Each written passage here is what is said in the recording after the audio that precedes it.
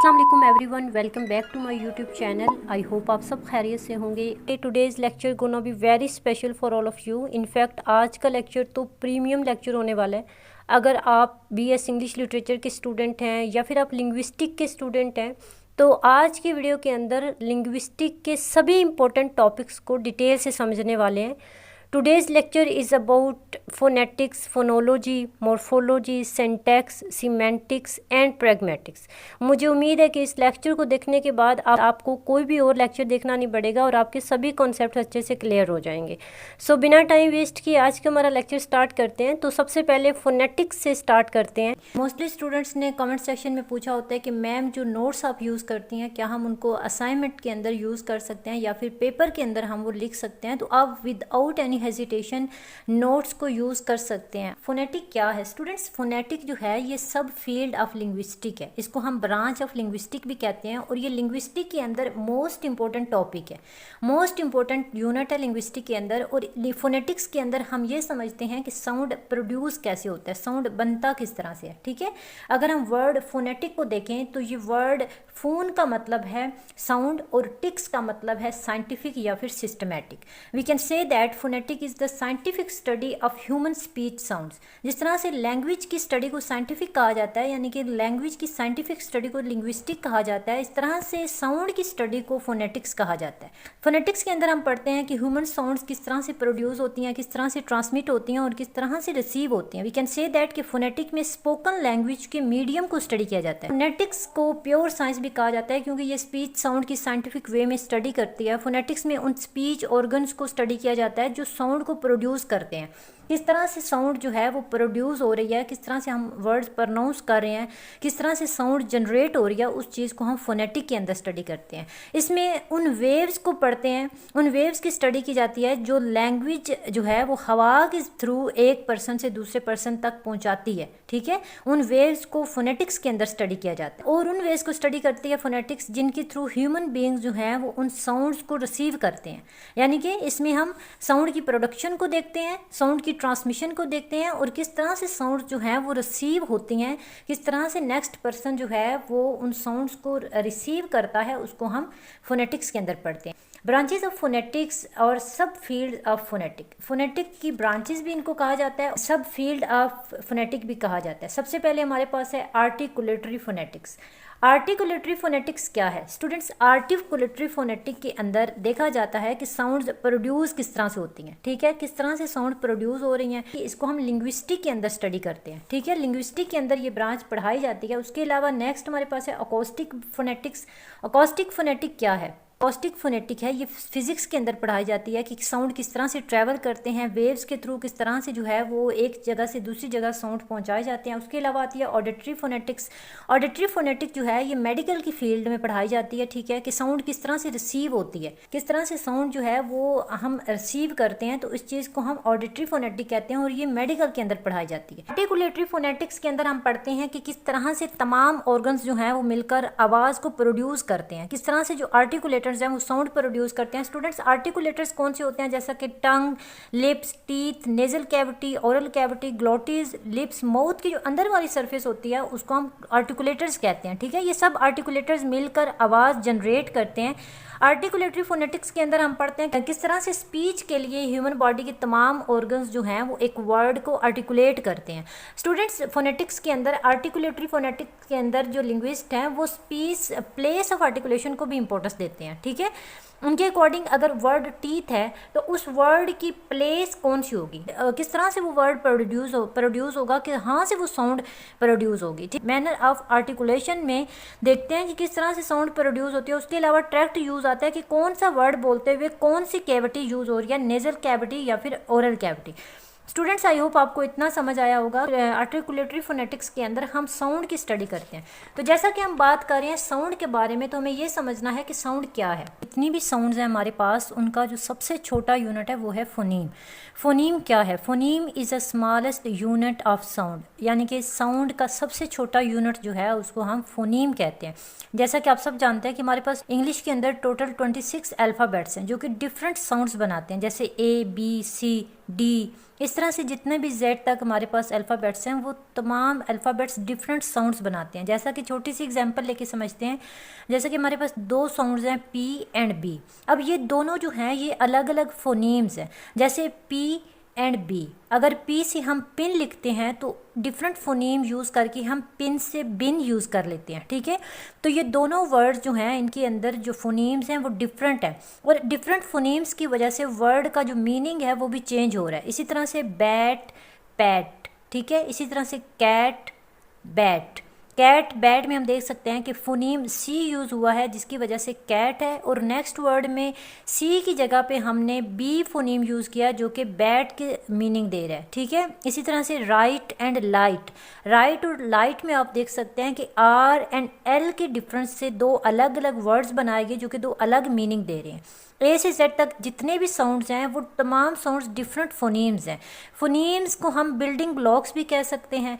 तो स्टूडेंट्स कोई भी सिंगल साउंड जो है उसको हम फोनीम कहते हैं। इंग्लिश में हमारे पास टोटल 44 फोनीम्स हैं, ठीक है। कितने फोनीम्स हैं? 44 फोनीम्स हैं। 44 साउंड्स हम इसको कह सकते हैं, जिसमें टोटल अल्फ़ाबेट जैसा कि हम जानते हैं 26 हैं, और 26 अल्फ़ाबेट्स जो हैं वो फर्दर डिवाइड होते हैं। किस में डिवाइड होते हैं? वावल्स में और कॉन्सोनेंट्स में। 5 वावल्स हैं हमारे पास जिनमें ए ई आई ओ यू, ये 5 वावल्स हैं, और 21 जो हैं वो कॉन्सोनेंट्स हैं। वावल्स को निकाल के जितने भी वर्ड्स बनते हैं हमारे पास वो तमाम वर्ड्स क्या हैं? कॉन्सोनेंट्स हैं। लेकिन स्टूडेंट्स यहाँ पे समझने की बात यह है कि जो 5 वावल्स हैं वो फर्दर 20 साउंड्स बनाते हैं, ठीक है, और जो 21 कॉन्सोनेंट्स हैं वो फर्दर 24 साउंड्स बनाते हैं। लेकिन इम्पोर्टेंट पॉइंट ये है कि ये 20 साउंड्स जो कि वावल बनाते हैं ये 20 साउंड्स फर्दर डिवाइड होती हैं। किस में डिवाइड होती हैं? मोनोफ्थोंग्स एंड डिप्थोंग्स के अंदर। मोनोफ्थोंग्स कितने हैं? 12, एंड डिप्थोंग्स कितने हैं? 8। यानी कि 5 वावल साउंड जो हैं, 5 वावल लेटर्स फर्दर 20 साउंड्स बनाते हैं। फर्दर जो 20 साउंड्स हैं वो डिवाइड होती हैं मोनोथोंग्स और डिप्थोंग्स के अंदर, ठीक है। सबसे पहले हम समझते हैं कि कॉन्सोनेंट क्या है, फिर हम वावल को समझेंगे और साथ में हम मोनोथोंग्स एंड डिप्थोंग्स के कॉन्सेप्ट को समझेंगे। आई होप आपको फोनीम की समझ आई होगी कि फोनीम क्या है। तो स्मॉलेस्ट यूनिट जो है साउंड का उसको हम फोनीम कहते हैं। इंग्लिश के अंदर हमारे पास जितने भी अल्फ़ाबेट्स हैं वो तमाम अल्फ़ाबेट्स जो साउंड्स दे रहे हैं वो तमाम साउंड्स जो हैं वो फोनीम है, ठीक है। पी बी के एल एम ये तमाम डिफरेंट साउंड दे रहे हैं, तो ये डिफरेंट फोनीम्स हैं हमारे पास। आई होप आपको फोनीम की अच्छे से समझ आई होगी। Consonant sound is a sound which is produced by a stoppage of breath. Sound वो साउंड जो एयर फ्लो को रोकती है। जब भी आप कोई बात करते हैं, जब भी आप कोई साउंड प्रोड्यूस करते हैं तो आप वर्ड आप नोट करते हैं। जिस तरह से अगर आप वर्ड बोलते हैं पी, तो आप फील कर सकते हैं कि जब हम पी प्रोनाउंस करते हैं तो एयर फ्लो जो होती है वो स्टॉप होती है और बाहर को निकलती है पी, ठीक है। कॉन्सोनेंट के ऊपर जो यहाँ पे हमारे पास कॉन्सोनेंट फोनेटिक सिंबल्स मौजूद हैं, आप देख सकते हैं। कॉन्सोनेंट हमारे पास है, जैसा कि हमने बात की कि कॉन्सोनेंट जो है ये फर्दर 24 साउंड्स बनाते हैं। तो यहाँ पे ये 24 साउंड्स के सिंबल्स हमारे पास मौजूद हैं। आपको ये सिंबल्स रटने पड़ेंगे, आपको ये याद रखने हैं कि किस तरह से साउंड सिंबल कौन सी साउंड दे रहा है। आपको इन सिंबल्स को रटना है, ठीक है, ताकि आप जो कॉन्सोनेंट साउंड्स हैं उनको समझ पाएँ। स्टूडेंट्स यहाँ पे हमारे पास मोनोथोन्स और प्योर वावल जिनको हम कह सकते हैं हमारे पास स्क्रीन पे आपको नज़र आ रहे होंगे। मोनोथोन्स वो वर्ड्स होते हैं, वो साउंड्स होती हैं जिनके अंदर सिंगल वावल साउंड्स मौजूद होती हैं विद इन अ सिलेबल, ठीक है। जैसा कि आई और साथ में जो डबल डॉट्स का हमारे पास एक सिंबल है फर्स्ट नंबर पे आपको नज़र आ रहा है। यहाँ पे आप देख सकते हैं कि इसमें हमें जो साउंड आ रही है वो डबल ई की आ रही है, जैसे सी, ठीक है, बी। जब हम उसको थोड़ा सा लंबा करके पढ़ते हैं सी बी टी, ठीक है, यानी कि डबल ई की साउंड आ रही है। नेक्स्ट आई की आवाज़, यानी कि शॉर्ट आई, सिट बिट, ठीक है, आई शॉर्ट आई की आवाज़ आ रही है। Next we have slanting lines में ई का जो सिंबल है ये हमें ए की आवाज़ दे रहा है, जैसे सेट बेड, ठीक है। Then we have a e. Slanting lines में हमारे पास है कैट, जैसे कि जब हम ए की आवाज़ निकालते हैं कैट बैट रैट, ठीक है। तो इनको प्रोनाउंस करने से जो साउंड्स आ रही हैं वो सिंबल्स यहाँ पे मौजूद हैं। नेक्स्ट वी हैव ए की साउंड है अ, जैसे फादर, स्टार्ट, यानी कि अ की साउंड है, ठीक है। नेक्स्ट वी हैव ओ की साउंड, जैसे लॉट, लॉट में हम ओ की साउंड बोलते हैं, नॉट, ठीक है।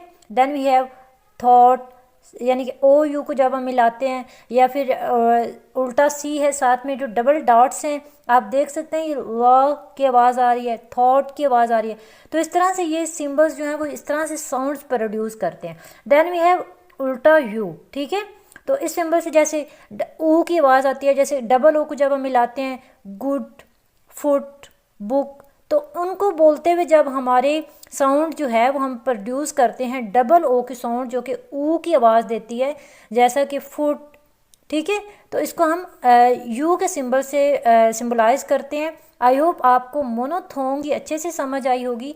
अगर आपकी फिर भी कुछ क्वेरीज रह जाती हैं तो आप कमेंट सेक्शन में ड्रॉप कर सकते हैं। बात करते हैं डिप्थोंग्स के बारे में। डिप्थोंग्स, जैसा कि मैंने पहले इलेबोरेट किया कि डिप का मतलब होता है टू एंड थोंग्स का मतलब होता है साउंड्स, यानी कि टू साउंड्स वाले जो लेटर्स होते हैं, वर्ड्स होते हैं, उनको हम डिप्थोंग्स कहते हैं, ठीक है। और सिंपल वॉवल यानी कि जिनको प्योर वॉवल्स कहते हैं वो हमारे पास हैं 12। कितने? 12। इसी तरह से मोनोथोंग्स को हम इंग्लिश में प्योर वॉवल साउंड भी कहते हैं। इंग्लिश के अंदर हमारे पास टोटल 8 डिप्थोंग्स हैं। 8 डिप्थोंग्स मीन्स ऐसे वर्ड्स जिनके अंदर 2 साउंड्स आए। कौन से साउंड्स? वॉवल साउंड्स आए, जिसकी वजह से हम उनको डिप्थोंग्स कहते हैं। आपको सिंबल्स ऑफ डिप्थोंग्स नज़र आ रहे हैं। ए आई का जो सिंबल है वो आई की आवाज़ को, यानी कि 2 जो साउंड हैं वॉवल, वो दोनों मिलकर एक आवाज़ दे रहे हैं, जैसे टाइम, माई, स्काई, ट्राई, ठीक है। इसी तरह से ए यू का सिंबल जो है वो अ की आवाज़ दे रहा है, जैसे नाउ, टाउन, ठीक है, अ की आवाज़ दे रहा है। ए यू का सिंबल जो है वो अ की आवाज़ दे रहा है। इसी तरह से ई आई का जो सिंबल है वो ए की आवाज़ दे रहा है, जैसे लेट, रेट, ठीक है। नेक्स्ट ई यू का जो सिंबल है वो ओ की आवाज़ दे रहा है, जैसे गो, सो, ठीक है। ई सी आई यानी कि उल्टा सी आई जो सिंबल यहाँ पे मेंशन है ओ आई की साउंड दे रहा है, जैसे बॉय, टॉय, ठीक है। Then we have e a, here, fear, ठीक है। आई ई का जो सिंबल है यहाँ पे मेंशन है, एंड ई अ का सिंबल जैसे हेयर, केयर, ठीक है। और यू ए का जो सिंबल है यहाँ पे हम देख सकते हैं अ की साउंड दे रहा है, यानी कि डबल आ जो है, जैसे हम पुअर को यूज़ करते हैं, टूअर, ठीक है। तो आप इनको प्रोनाउंस करके प्रैक्टिस करके भी सिंबल्स को अंडरस्टैंड कर सकते हैं। टेबल आप देख सकते हैं, इसको आप स्क्रीनशॉट लेके रख सकते हैं, जिसमें कॉन्सोनेंट्स एंड वॉवल्स सिंबल्स को दिखाया गया है, ठीक है। और ये आपके लिए काफ़ी ज़्यादा हेल्पफुल है कि इसको सेव रख सकते हैं और इन सिंबल्स को याद कर सकते हैं। आर्टिकुलेटरी फोनेटिक्स को डिस्कस किया, अभी हम अकॉस्टिक फोनेटिक को डिस्कस करते हैं। अकॉस्टिक फोनेटिक के अंदर हम पढ़ते हैं कि हवा के थ्रू किस तरह से आवाज़ ट्रांसमिट होती है, माउथ से एयर तक किस तरह से ट्रांसमिट होती है, वेव्स के थ्रू। अकॉस्टिक फोनेटिक में आवाज़ की लाउडनेस, लेंथ को और फॉर्म को डील किया जाता है। ये देखा जाता है इसके अंदर के आवाज़ की जो फिजिकल प्रॉपर्टीज़ हैं वो क्या हैं। आवाज़ की फिजिकल प्रॉपर्टीज़ को स्टडी किया जाता है और किस तरह से आवाज़ जो है ये हवा में ट्रैवल करती है। कि अकॉस्टिक फोनेटिक के अंदर आवाज़ की फ्रीक्वेंसी को स्टडी किया जाता है, उसके लो या हाई जो फ्रीक्वेंसी होती है उसको देखा जाता है। एम्पलीट्यूड को देखती है कि आवाज़ हवा में कैसे ट्रैवल करती है। इंटेंसिटी को देखा जाता है, स्पीड ऑफ साउंड की स्टडी की जाती है कि किस तरह से आवाज़ जो है वो किस स्पीड से जो है वो ट्रैवल कर रही है। नेक्स्ट हमारे पास है ऑडिटरी फोनेटिक्स। ऑडिटरी फोनेटिक्स में हम पढ़ते हैं कि किस तरह से ह्यूमन एयर्स जो हैं वो साउंड को रिसीव करते हैं, किस तरह से human mind different speech sound को पहचानता है। We can say that auditory phonetics deal with the study of hearing and perception of speech sound. ये डायग्राम भी देख सकते हैं, इसमें बताया गया कि किस तरह से आवाज़ जो है वो हमारे कानों तक आती है, किस तरह से हम उसको सुनते हैं, किस तरह से उसको रिसीव करते हैं, ठीक है। अगर हम इसको आसान अल्फाज में समझें तो हमारे कान का जो आउटर पार्ट होता है वो साउंड को कलेक्ट करता है और मिडल पार्ट उन साउंड्स को एम्पलीफाई करता है और फिर उसे कान के अंदर वाले हिस्से तक पहुंचाता है। इस तरह से आवाज़ जो है वो ऑडिटरी नर्व तक पहुंचती है और एक मीनिंग तक प्रोसीड होती है। फोनोलॉजी लिंग्विस्टिक की एक ब्रांच है, साइंटिफिक स्टडी करती है स्पीच साउंड की और उनके फंक्शंस की with in the sound system of a particular language.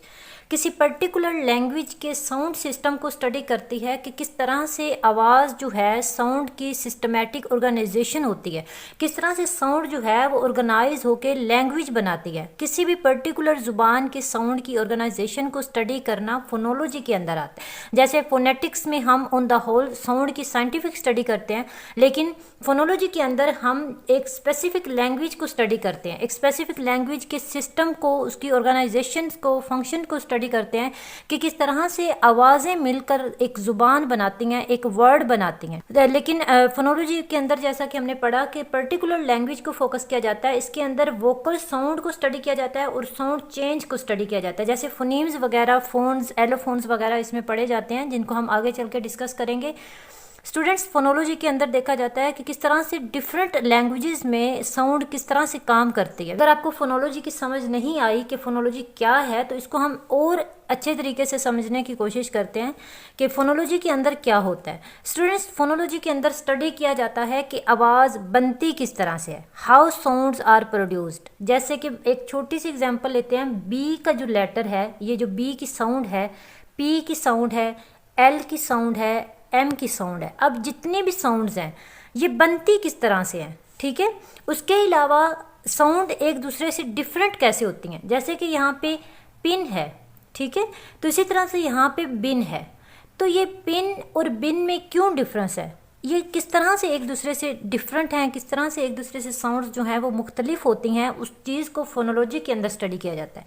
उसके अलावा किस तरह से मुख्तलिफ साउंड्स मिलकर मुख्तलिफ वर्ड्स बनाती हैं, जैसा कि हमने पिन और बिन की एग्जांपल समझी, इसी तरह से लाइट की और राइट की एग्जांपल है, ठीक है। तो यहाँ पे हम देख सकते हैं कि जो फर्स्ट लेटर्स हैं, इनिशियल लेटर्स जो हैं वो डिफरेंट साउंड दे रहे हैं। एल जो है वो और साउंड दे रहा है, आर जो है वो और साउंड दे रहा है। तो फोनोलॉजी के अंदर पढ़ते हैं कि किस तरह से मुख्तलिफ साउंड्स मिलकर वर्ड्स बनाती हैं। आई होप अब आपको फोनोलॉजी की समझ आई होगी। फोनोलॉजी के अंदर पढ़ा जाता है कि साउंड्स बनती किस तरह से हैं, साउंड्स एक दूसरे से डिफरेंट कैसे होती हैं, किस तरह से डिफरेंट साउंड्स मिलकर डिफरेंट वर्ड्स बनाती हैं। आई होप अब आपको फोनोलॉजी की समझ आई होगी। फोनोलॉजी के अंदर कुछ मेजर टर्म्स आती हैं, उनको समझना हमारे लिए ज़रूरी है, ठीक है। तो सबसे पहले हमारे पास है फोनीम्स। फोनीम्स क्या है? Minimal unit of a speech sound is called phoneme, यानी कि आवाज़ का सबसे छोटा यूनिट जो है उसको हम फोनीम कहते हैं। In simple word, a phoneme is a distinct speech sound. There are two types of phonemes in English, vowel phonemes and consonant phonemes. Students, phoneme को समझना ज़रूरी है कि फोनीम है क्या। अभी हम इसको समझते हैं। किसी भी ज़ुबान की सबसे छोटी यूनिट जो कि किसी भी लफ्ज़ के मीनिंग को बदल दे, उसको हम फोनीम कहते हैं। फोनीम को किस तरह से हम समझ सकते हैं? जैसा कि वर्ड है कैट, ठीक है, और वर्ड है बैट। अब यहाँ पे देखें, इनिशियल साउंड जो हैं वो चेंज हो के वर्ड के मीनिंग को भी चेंज कर रही हैं और पूरे वर्ड को भी चेंज कर रही हैं। तो इसी तरह से सी और बी जो हैं ये हमारे पास क्या हैं? दो डिफरेंट फोनीम्स हैं, ठीक है। इसी तरह से एक और एग्जांपल लेते हैं, बाल एंड पाल। अब यहाँ पे हमारे पास जो फोनीम्स हैं वो बी और पी हैं, ठीक है। तो इसके अंदर हम देख सकते हैं इनिशियल लेटर जो कि एक फोनीम है, इसको चेंज करने से वर्ड के जो मीनिंग हैं वो चेंज हो रहे हैं, उसके वर्ड के मीनिंग जो हैं वो बदल गए हैं। किसी भी जुबान की सबसे छोटी साउंड जो कि किसी भी लफ्ज़ के मीनिंग बदल दे, उसको हम फोनीम कहते हैं। नेक्स्ट हमारे पास है फोन्स। फोन्स क्या होता है? स्टूडेंट्स, अगर हम फोनीम को अगर आपको फोनीम की समझ आई है तो आपको फ़ोन की भी बहुत अच्छे से समझ आ जाएगी। फोनीम एक ऐसा इंडिविजुअल साउंड होता है, किसी भी लफ्ज़ के अंदर मौजूद होता है, ठीक है। इसको हम बिल्डिंग ब्लॉक भी कहते हैं। जैसा कि वर्ड है टैप। टैप के अंदर जो साउंड्स हैं, टी की अलग साउंड है। ये जो हमारे पास यहाँ पे सिंबल है, ये सिंबल जो है यहाँ पे टैप के तौर पे यूज़ हुआ है, tap. And next we have P, यानी कि पी का साउंड। तो एक वर्ड के अंदर जो डिफरेंट साउंड्स होती हैं उनको हम फोन्स कहते हैं, यानी कि ये तीनों साउंड्स जो हैं वो हमारे पास अलग अलग है। तो ये तीन हमारे पास फोन्स हैं, ठीक है, तीनों अलग अलग फोन्स हैं। इस तरह से वर्ड जो है कैट है हमारे पास। अब कैट में आप देखें, पहले हमारे पास सी है जो कि एक अलग फ़ोन है। देन वी हैव ई का सिंबल, यानी कि वावल सिंबल है हमारे पास जो कि ए की साउंड दे रहा है। उसके बाद हमारे पास है टी जो कि टी की साउंड दे रहा है, यानी कि कैट। तो अब इस कैट के अंदर जो साउंड्स यूज़ हुई हैं वो तीनों साउंड्स अलग अलग फोन्स हैं, ठीक है। यानी कि ये जो फोन है ये फोनीम से भी छोटा यूनिट होता है। तो इस तरह से हमारे पास यहाँ पे कैट में 3 अलग अलग फोन्स मौजूद है। Next we have allophones. Allophones क्या है स्टूडेंट्स? एलोफोन्स जो हैं वो फोनीम और फोन से भी ज़्यादा ईजी हैं समझने में। एक ही फोनीम की 2 डिफरेंट जो शेप्स होती हैं, जो डिफरेंट फॉर्म्स जो होती हैं, उनको हम एलोफोन्स कहते हैं। Different forms of the same phoneme, same phoneme की डिफरेंट फॉर्म्स, यानी कि पी जो है बी सी एल, ये एक फोनीम्स है हमारे पास, ठीक है। ये फोनीम है, ये तमाम फोनीम्स है। हमारे पास वर्ड है पी जो कि एक फोनीम है, ये साउंड कर रहा है पी की, एज इन पिन। अब पिन में ये जो साउंड है पी, ये डिफरेंट तरीके से प्रोनाउंस हो रहा है, लेकिन वही पी जो है वो स्पिन के अंदर किस तरह से साउंड कर रहा है, स्पिन। तो आप देख सकते हैं कि ये जो पी है ये यहाँ पे क्या है, एलोफोन है फोनीम का। एक ही फोनीम की 2 मुख्तलिफ सूरतों को एलोफोन्स कहते हैं। इंग्लिश ज़ुबान में टॉप एंड स्टॉप, दोनों के अंदर सेम फोनीम्स यूज़ हुए हैं लेकिन डिफरेंट साउंड कर रहे हैं, ठीक है। इस वर्ड में हम देख सकते हैं 2 डिफरेंट तरीक़ों से फोन प्रोनाउंस हुआ है पी, टॉप में डिफरेंट है और स्टॉप में डिफरेंट है। तो ये ही एक फोनीम के 2 एलोफोन्स हैं, ठीक है। फोनीम की डिफरेंट फॉर्म्स को हम एलोफोन्स कहते हैं। Next we have diaphone. Phone is a term used in phonetic and phonology to describe a situation where a single phoneme has different pronunciations, allophones in different dialects और accents of a language. यानी कि डायाफोन एक ही phoneme को different लहजों में और different languages में बयान करना डायाफोन कहलाता है, ठीक है। डायाफोन से हमें ये कॉन्सेप्ट समझ आता है कि मुख्तलिफ इलाकों या मुख्तलिफ लोगों में एक ही साउंड किस तरह से डिफरेंट तरीके से बोली जाती है। इसको एक एग्जाम्पल के थ्रू समझते हैं। जैसा कि यहाँ पे हमारे पास एग्जाम्पल है, अमेरिकन इंग्लिश में अगर देखा जाए तो जो आर की साउंड है वो प्रोड्यूस होती है कार के अंदर, जब हम बोलते हैं कार, ठीक है। तो आप खुद इसको प्रोनाउंस करके चेक करें कि आप रे की साउंड एंड पे आप बोल रहे हैं, यानी कि आप पूरे ज़ोर से बोलते हैं कार, यानी कि आप बिल्कुल रे को प्रोमिनेंट करते हैं कार। लेकिन अगर हम ब्रिटिश इंग्लिश में देखें तो सेम वर्ड कार जो है उसको कार कहा जाता है, ठीक है, कार। आप इसको प्रोनाउंस करें कार, आप बोलेंगे तो कार, लेकिन उसमें आपका एक्सेंट, आपका डायलेक्ट थोड़ा डिफरेंट हो जाएगा। स्टूडेंट्स, सिलेबल्स क्या हैं? सिलेबल पे मैंने एक डिटेल वीडियो ऑलरेडी बनाई हुई है, आप उसको जो है वो डिटेल से देख सकते हैं, लेकिन अभी यहाँ पे हमें सिलेबल को समझना है। Syllable is usually defined as a unit of sound, a sound uttered with a single effort. Unit of sound को हम सिलेबल कहते हैं। और सिंगल एफर्ट किस तरह से? सिंगल एफर्ट का मतलब है जब हम एक ही बार में बोलते हैं, जैसा कि हमारे पास एक वर्ड है वाटर, ठीक है। तो अब इसके अंदर हमारे पास है 2 सिलेबल, एक बार हम बोलते हैं वाह एंड सेकंड टाइम हम बोलते हैं टर, यानी कि सिंगल एफर्ट के साथ जो वर्ड हम बोलते हैं उसको हम सिलेबल कहते हैं। Syllable is a unit of pronunciation uttered without interruption, बगैर किसी इंटरप्शन के उसको हम प्रोनाउंस करते हैं। पास एग्जांपल्स मौजूद हैं। यहाँ पे हमारे पास 1 सिलेबल है मिस के अंदर, ठीक है। जब हम मिस बोलते हैं तो एक ही बार में हमारा जो मुंह है वो हिलता है, सिंगल एफर्ट लगती है और कोई इंटरप्शन नहीं होती जब हम बोलते हैं मिस, ठीक है। तो इसमें हमारे पास कितने सिलेबल है? We have 1 syllable. Next we have mistake. अब एक बार हमने बोला mis and then we speak take, mistake. तो यहाँ पे हमारे पास 2 एफर्ट्स लगी हैं, लेकिन हमने सिलेबल को हम पढ़ रहे हैं तो यहाँ पे हम mis and take, mistake 2 बार हम इसको पढ़ेंगे। तो इसमें कितने सिलेबल हुए? 2 सिलेबल हुए। नेक्स्ट भी है मिस टेकन, मिस टेकन, यहाँ पे हमारे पास 3 सिलेबल। नेक्स्ट भी है मिस टेकनली, मिस, यहाँ पे आप देखिए मिस टेकनली, यहाँ पे हमारे पास 4 सिलेबल्स हैं। इसी तरह से कुछ और एग्जांपल्स हैं, जैसा कि ब्यूटीफुल, BEAU, आप बोले ब्यू, ठीक है, TI, beauty, single effort, beauty, FUL, full, beautiful. यहाँ पे हमारे पास कितने सिलेबल हैं? 3 सिलेबल। एक सिलेबल के अंदर वावल और कॉन्सोनेंट्स दोनों साउंड्स हो सकते हैं। ये नहीं कि इसमें जस्ट हमारे पास या वावल साउंड्स होंगे या फिर कॉन्सोनेंट साउंड्स होंगे। कॉन्सोनेंट वावल दोनों साउंड्स हो सकते हैं, और ऐसा भी हो सकता है कि शुरू में कॉन्सोनेंट हो या फिर एंड पे कॉन्सोनेंट हो, और ऐसा भी हो सकता है कि शुरू में वावल हो या एंड पे कॉन्सोनेंट हो। स्टूडेंट्स, फोनोलॉजी के अंदर असिमिलेशन जो है ये एक प्रोसेस है। असिमिलेशन का मतलब है जब आप लफ्ज़ बोलते हैं तो एक लफ्ज़ दूसरे लफ्ज़ के करीब होकर सेम उसी तरह की साउंड करने लगता है। किस तरह से, नहीं समझे। Two sound segments occur in sequence and some aspects of one segment is taken by the other, the process is known as assimilation. जब आप तेज़ी से कोई वर्ड बोलते हैं तो आपके वर्ड की जो साउंड्स होती हैं वो मिक्स हो रही होती हैं और मिक्स होके एक साउंड बना रही होती हैं। जैसा कि आप यहाँ पे एग्जांपल देख सकते हैं, हैंड बैग।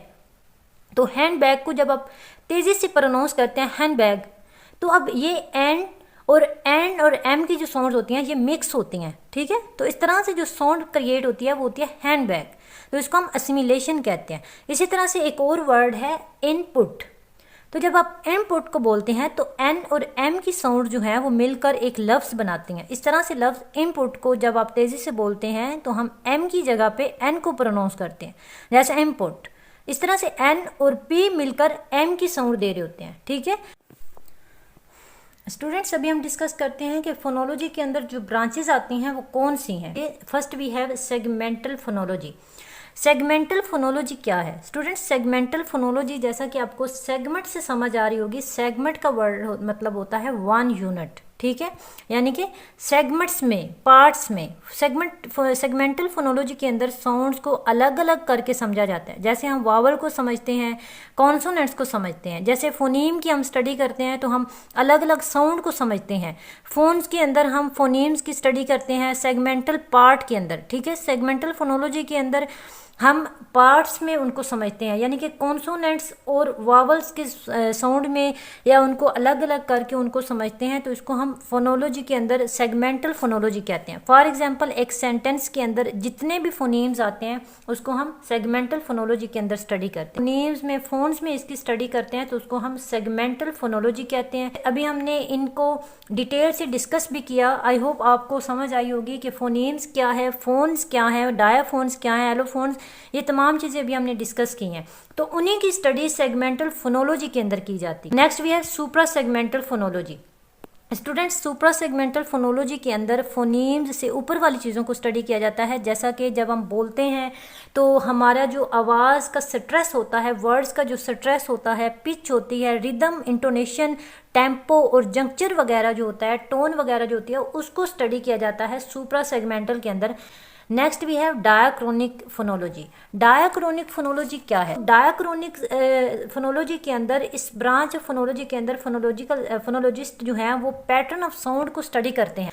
डायाक्रोनिक फोनोलॉजी के अंदर स्टडी किया जाता है कि किस तरह से आवाज़ हिस्टोरिकली चेंज हुई, और इसके अंदर आवाज़ की हिस्टोरिकल चेंजेस को पढ़ा जाता है। पैटर्न्स को हिस्टोरिकली स्टडी करते हैं कि किस तरह से वो पहले था, किस तरह से वो चेंज हुआ, तो उसको हम डायाक्रोनिक फोनोलॉजी कहते हैं। Next we have synchronic phonology.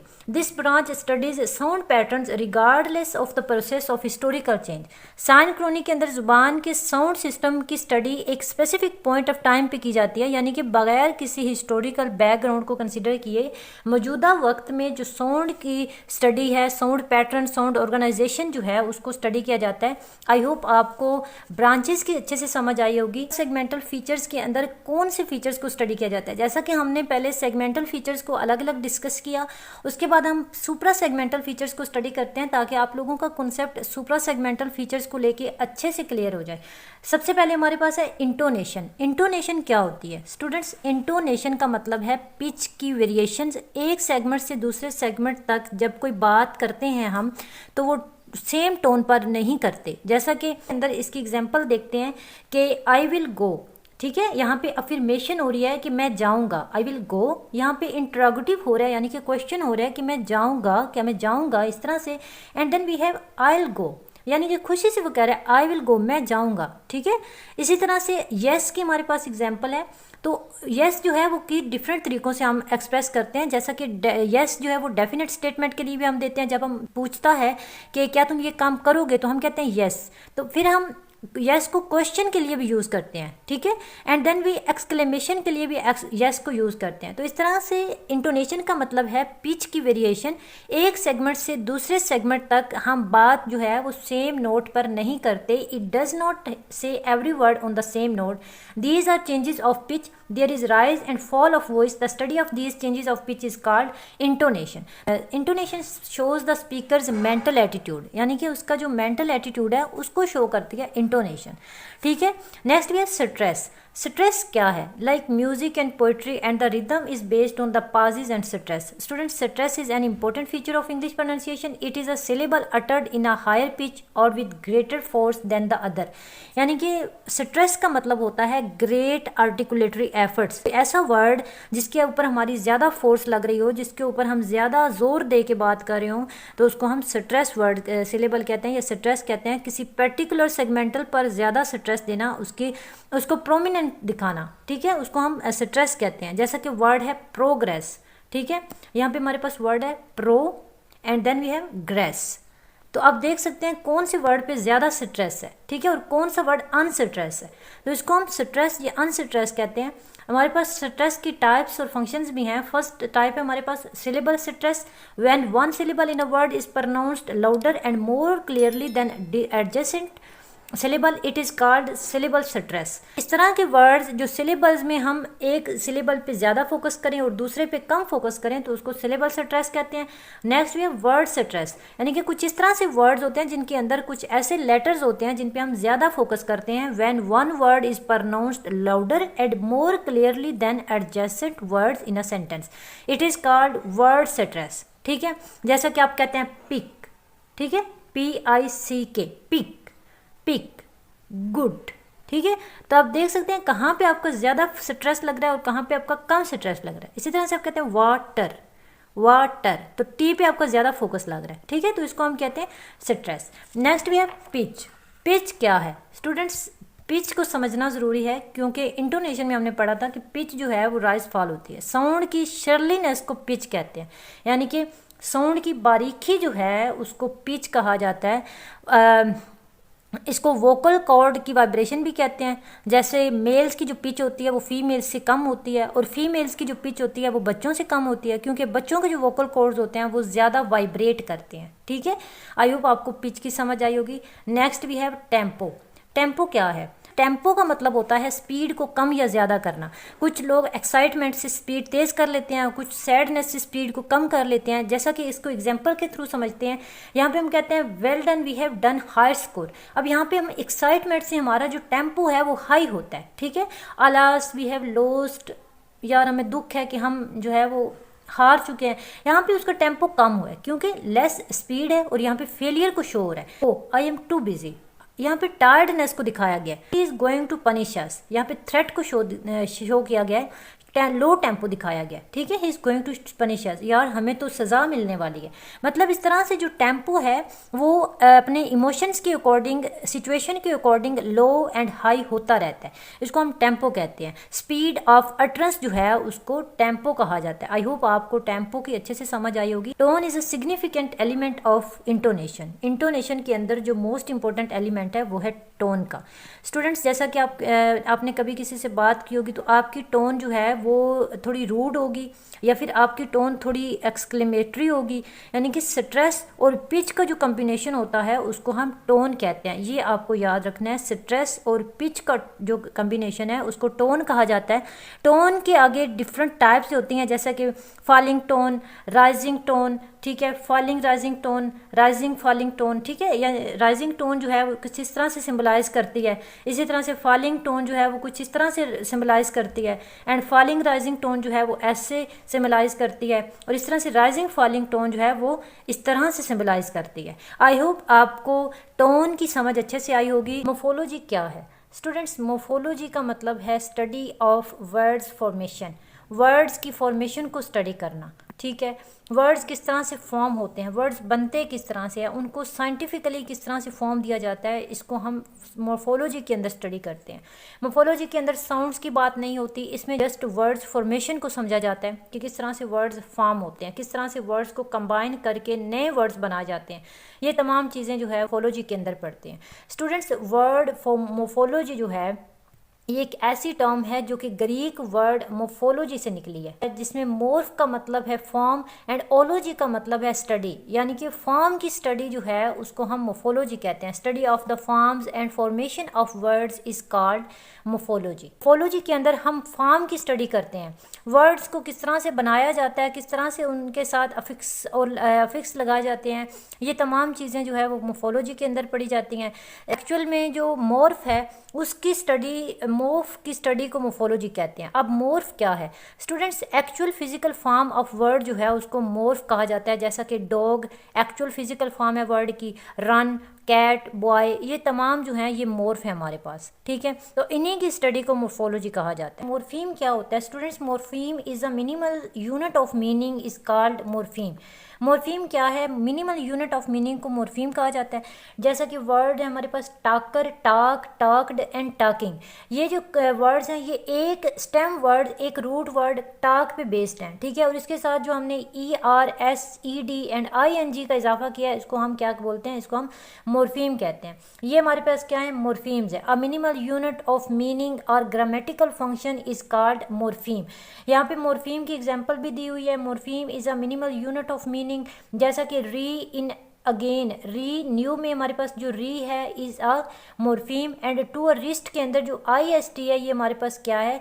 ये एक मोर्फीम है। मोर्फीम की फर्दर 2 टाइप्स हैं, फ्री मोर्फीम एंड बाउंड मोर्फीम। फ्री मोर्फीम ऐसे मोर्फीम्स होते हैं जो अकेले स्टैंड हो सकते हैं, जो कि फ्री होते हैं, बगैर किसी सफिक्स के या बगैर किसी अफिक्स के अकेले मीनिंग दे सकते हैं, उसको हम फ्री मोर्फीम कहते हैं। स्टूडेंट, सफिक्स और अफिक्स क्या होते हैं? सफिक्स ऐसे वर्ड्स होते हैं जो कि वर्ड के एंड पे लगा के उसके मीनिंग को चेंज किया जाता है, वर्ब से नाउन बनाया जाता है, नाउन से वर्ब बनाया जाता है। सफिक्स की एग्जांपल इस तरह से जैसे हैप्पीनेस, क्विकली, ठीक है, ब्यूटीफुल एंड सफिक्स। प्रीफिक्स ऐसे वर्ड्स होते हैं, प्री से जैसे कि आपको समझ आ रहा होगा, प्रीफिक्स ऐसे वर्ड्स होते हैं जो वर्ड के शुरू में लगाए जाते हैं, जैसे अनहैप्पी, अनहैप्पी में अन एंड री डू के अंदर री। तो इस तरह से सफिक्स और प्रीफिक्स एड्स करके वर्ड के वर्ब के नाउन्स को चेंज किया जा सकता है वर्ब के अंदर, और वर्ब को चेंज किया जा सकता है नाउन के अंदर। यहाँ पे हमारे पास फ्री मोर्फीम की एग्जाम्पल भी मौजूद है। न्यू एंड टूअर फ्री मोर्फीम थे, ठीक है। न्यू एंड टूअर जो हैं ये फ्री मोर्फीम है, क्योंकि ये अकेले खड़े हो सकते हैं, अकेले मीनिंग दे सकते हैं बगैर किसी सफिक्स या प्रीफिक्स को ऐड किए। Next we have bound morpheme. Bound का क्या मतलब है? बाउंड का मतलब है जैसे कि बाउंड होना। बाउंड मोर्फीम ऐसे मोर्फीम्स होते हैं जो अकेले स्टैंड नहीं कर सकते, उनको मीनिंग कन्वे करने के लिए ज़रूरत होती है। जैसे अनहैप्पी के अंदर अन एक बाउंड मोर्फीम है, इसी तरह से कैट्स के अंदर एस एक बाउंड मोर्फीम है, और रनिंग के अंदर ING जो है वो एक बाउंड मोर्फीम है, ठीक है। तो इस तरह से यहाँ पे एग्जांपल्स हम कह सकते हैं कि जितने भी प्रीफिक्स और सफिक्स हैं इंग्लिश के अंदर वो तमाम क्या हैं?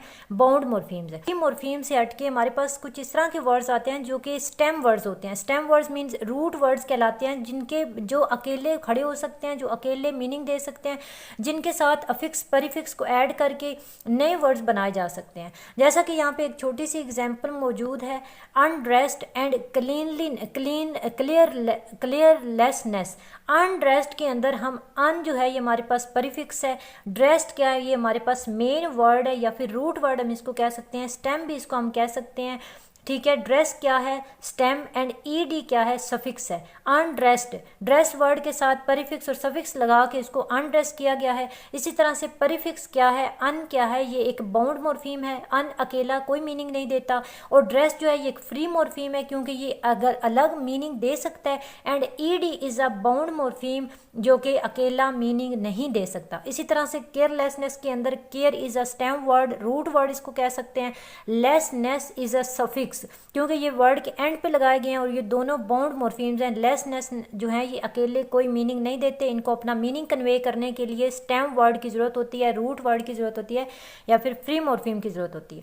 Students, free morpheme and bound morpheme से हटके हमारे पास बाउंड स्टेम्स भी होते हैं, जिनका काफ़ी ज़्यादा स्टूडेंट्स को नहीं पता होता।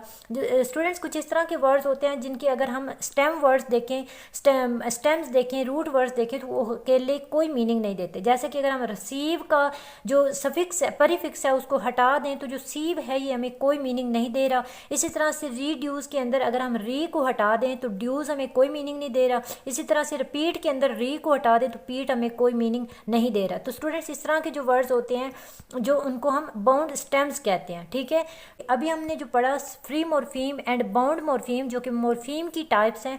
Students, free morpheme and bound morphemes को फर्दर डिवाइड किया गया है लेक्सिकल एंड फंक्शनल मॉर्फीम के अंदर। फ्री मॉर्फीम्स की फर्दर 2 टाइप्स हैं, जिनमें lexical morpheme and functional morphemes आते हैं। बाउंड मॉर्फीम्स की फर्दर 2 टाइप्स हैं, जिसमें डेरिवेशनल मॉर्फीम्स एंड फ्लेक्शनल मॉर्फीम्स आते हैं। सबसे पहले हम फ्री मॉर्फीम्स की टाइप्स को पढ़ते हैं। लेक्सिकल मॉर्फीम्स वो वर्ड्स होते हैं या वो मॉर्फीम्स होते हैं जो इंडिपेंडेंटली एग्जिस्ट कर सकते हैं। उनको हम कॉन्टेंट वर्ड्स भी कहते हैं, जैसा कि नाउन, प्रोनाउन, एडजेक्टिव वगैरह, जिसमें ब्यूटी, बुक, जंप वगैरह आते हैं। स्टूडेंट्स, लेक्सिकल मॉर्फीम्स जो होते हैं ये ऐसे मॉर्फीम्स होते हैं जो कि ओपन क्लास मॉर्फीम्स होते हैं। इनके साथ नए वर्ड्स ऐड करके नए वर्ड्स भी बनाए जा सकते हैं। यहाँ पे हमारे पास एग्जांपल्स भी मौजूद हैं। नाउन में जैसे गर्ल, हाउस, वर्ब में ब्रेक, सिट, एडजेक्टिव्स में लॉन्ग, सैड, एंड एडवर्ब में नेवर, क्विकली वगैरह वाले वर्ड्स जो होते हैं इनको हम लेक्सिकल मॉर्फीम्स कहते हैं। नेक्स्ट हमारे पास है functional morpheme. Students, functional morpheme को ग्रामेटिकल मॉर्फीम भी कहते हैं, क्लोज क्लास मॉर्फीम्स भी कहा जाता है। फंक्शनल मॉर्फीम्स के अंदर ऐसे मॉर्फीम्स आते हैं जो इंडिपेंडेंटली मीनिंग नहीं दे सकते। ये ऐसे मॉर्फीम्स होते हैं जो सेंटेंस को मीनिंग देने के लिए तो ज़रूरी होते हैं, लेकिन खुद से इनका कोई मीनिंग नहीं होता, जिसके अंदर प्रेपोजिशन, आर्टिकल्स, कंजक्शंस, प्रोनाउंस वगैरह आते हैं। जैसा कि इनकी यहाँ पे एग्जांपल्स मौजूद हैं। ए एंड द जो आर्टिकल हैं, एंड, बिकॉज कंजक्शन है, preposition on, near, and pronoun it and me वगैरह। Because we almost never add new functional morpheme to the language, they are described as a closed class of words. इनको close class भी कहा जाता है क्योंकि इनके साथ हम नए वर्ड्स ऐड करके नए वर्ड्स नहीं बना सकते।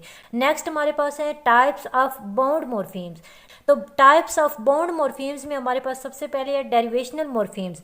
डेरिवेशनल मॉर्फीम्स क्या होते हैं? डेरिवेशनल मॉर्फीम्स का मतलब है एक रूट वर्ड के साथ नया वर्ड जोड़कर उससे नया वर्ड बनाना, जिससे उस वर्ड की ग्रामेटिकल कैटेगरी जो है वो भी चेंज हो जाए। डेरिवेशनल मॉर्फीम कहते हैं जैसे वर्ब से नाउन बनाना, नाउन से एडजेक्टिव बनाना। एग्जाम्पल के थ्रू हम इसको समझते हैं। डेरिवेशनल मॉर्फीम इससे क्या है, अगर हम इसको मेंट को इनकरेज के साथ जोड़ देंगे तो इसकी इनकरेजमेंट जो है इसकी ग्रामेटिकल कैटेगरी भी चेंज हो जाएगी, ये एक नाउन बन जाएगा। ठीक है, the noun class can become a very classified to the addition of the derivational morphemes। जिस तरह से एक और एग्जांपल के साथ समझते हैं, हैंगर का जो वर्ड है ये वर्ब है हैंग, ठीक है, और अगर हम इसके साथ ई आर जो कि एक डेरिवेशनल मॉर्फीम है वो लगाएंगे तो वर्ब जो है वो नाउन बन जाएगा हैंगर।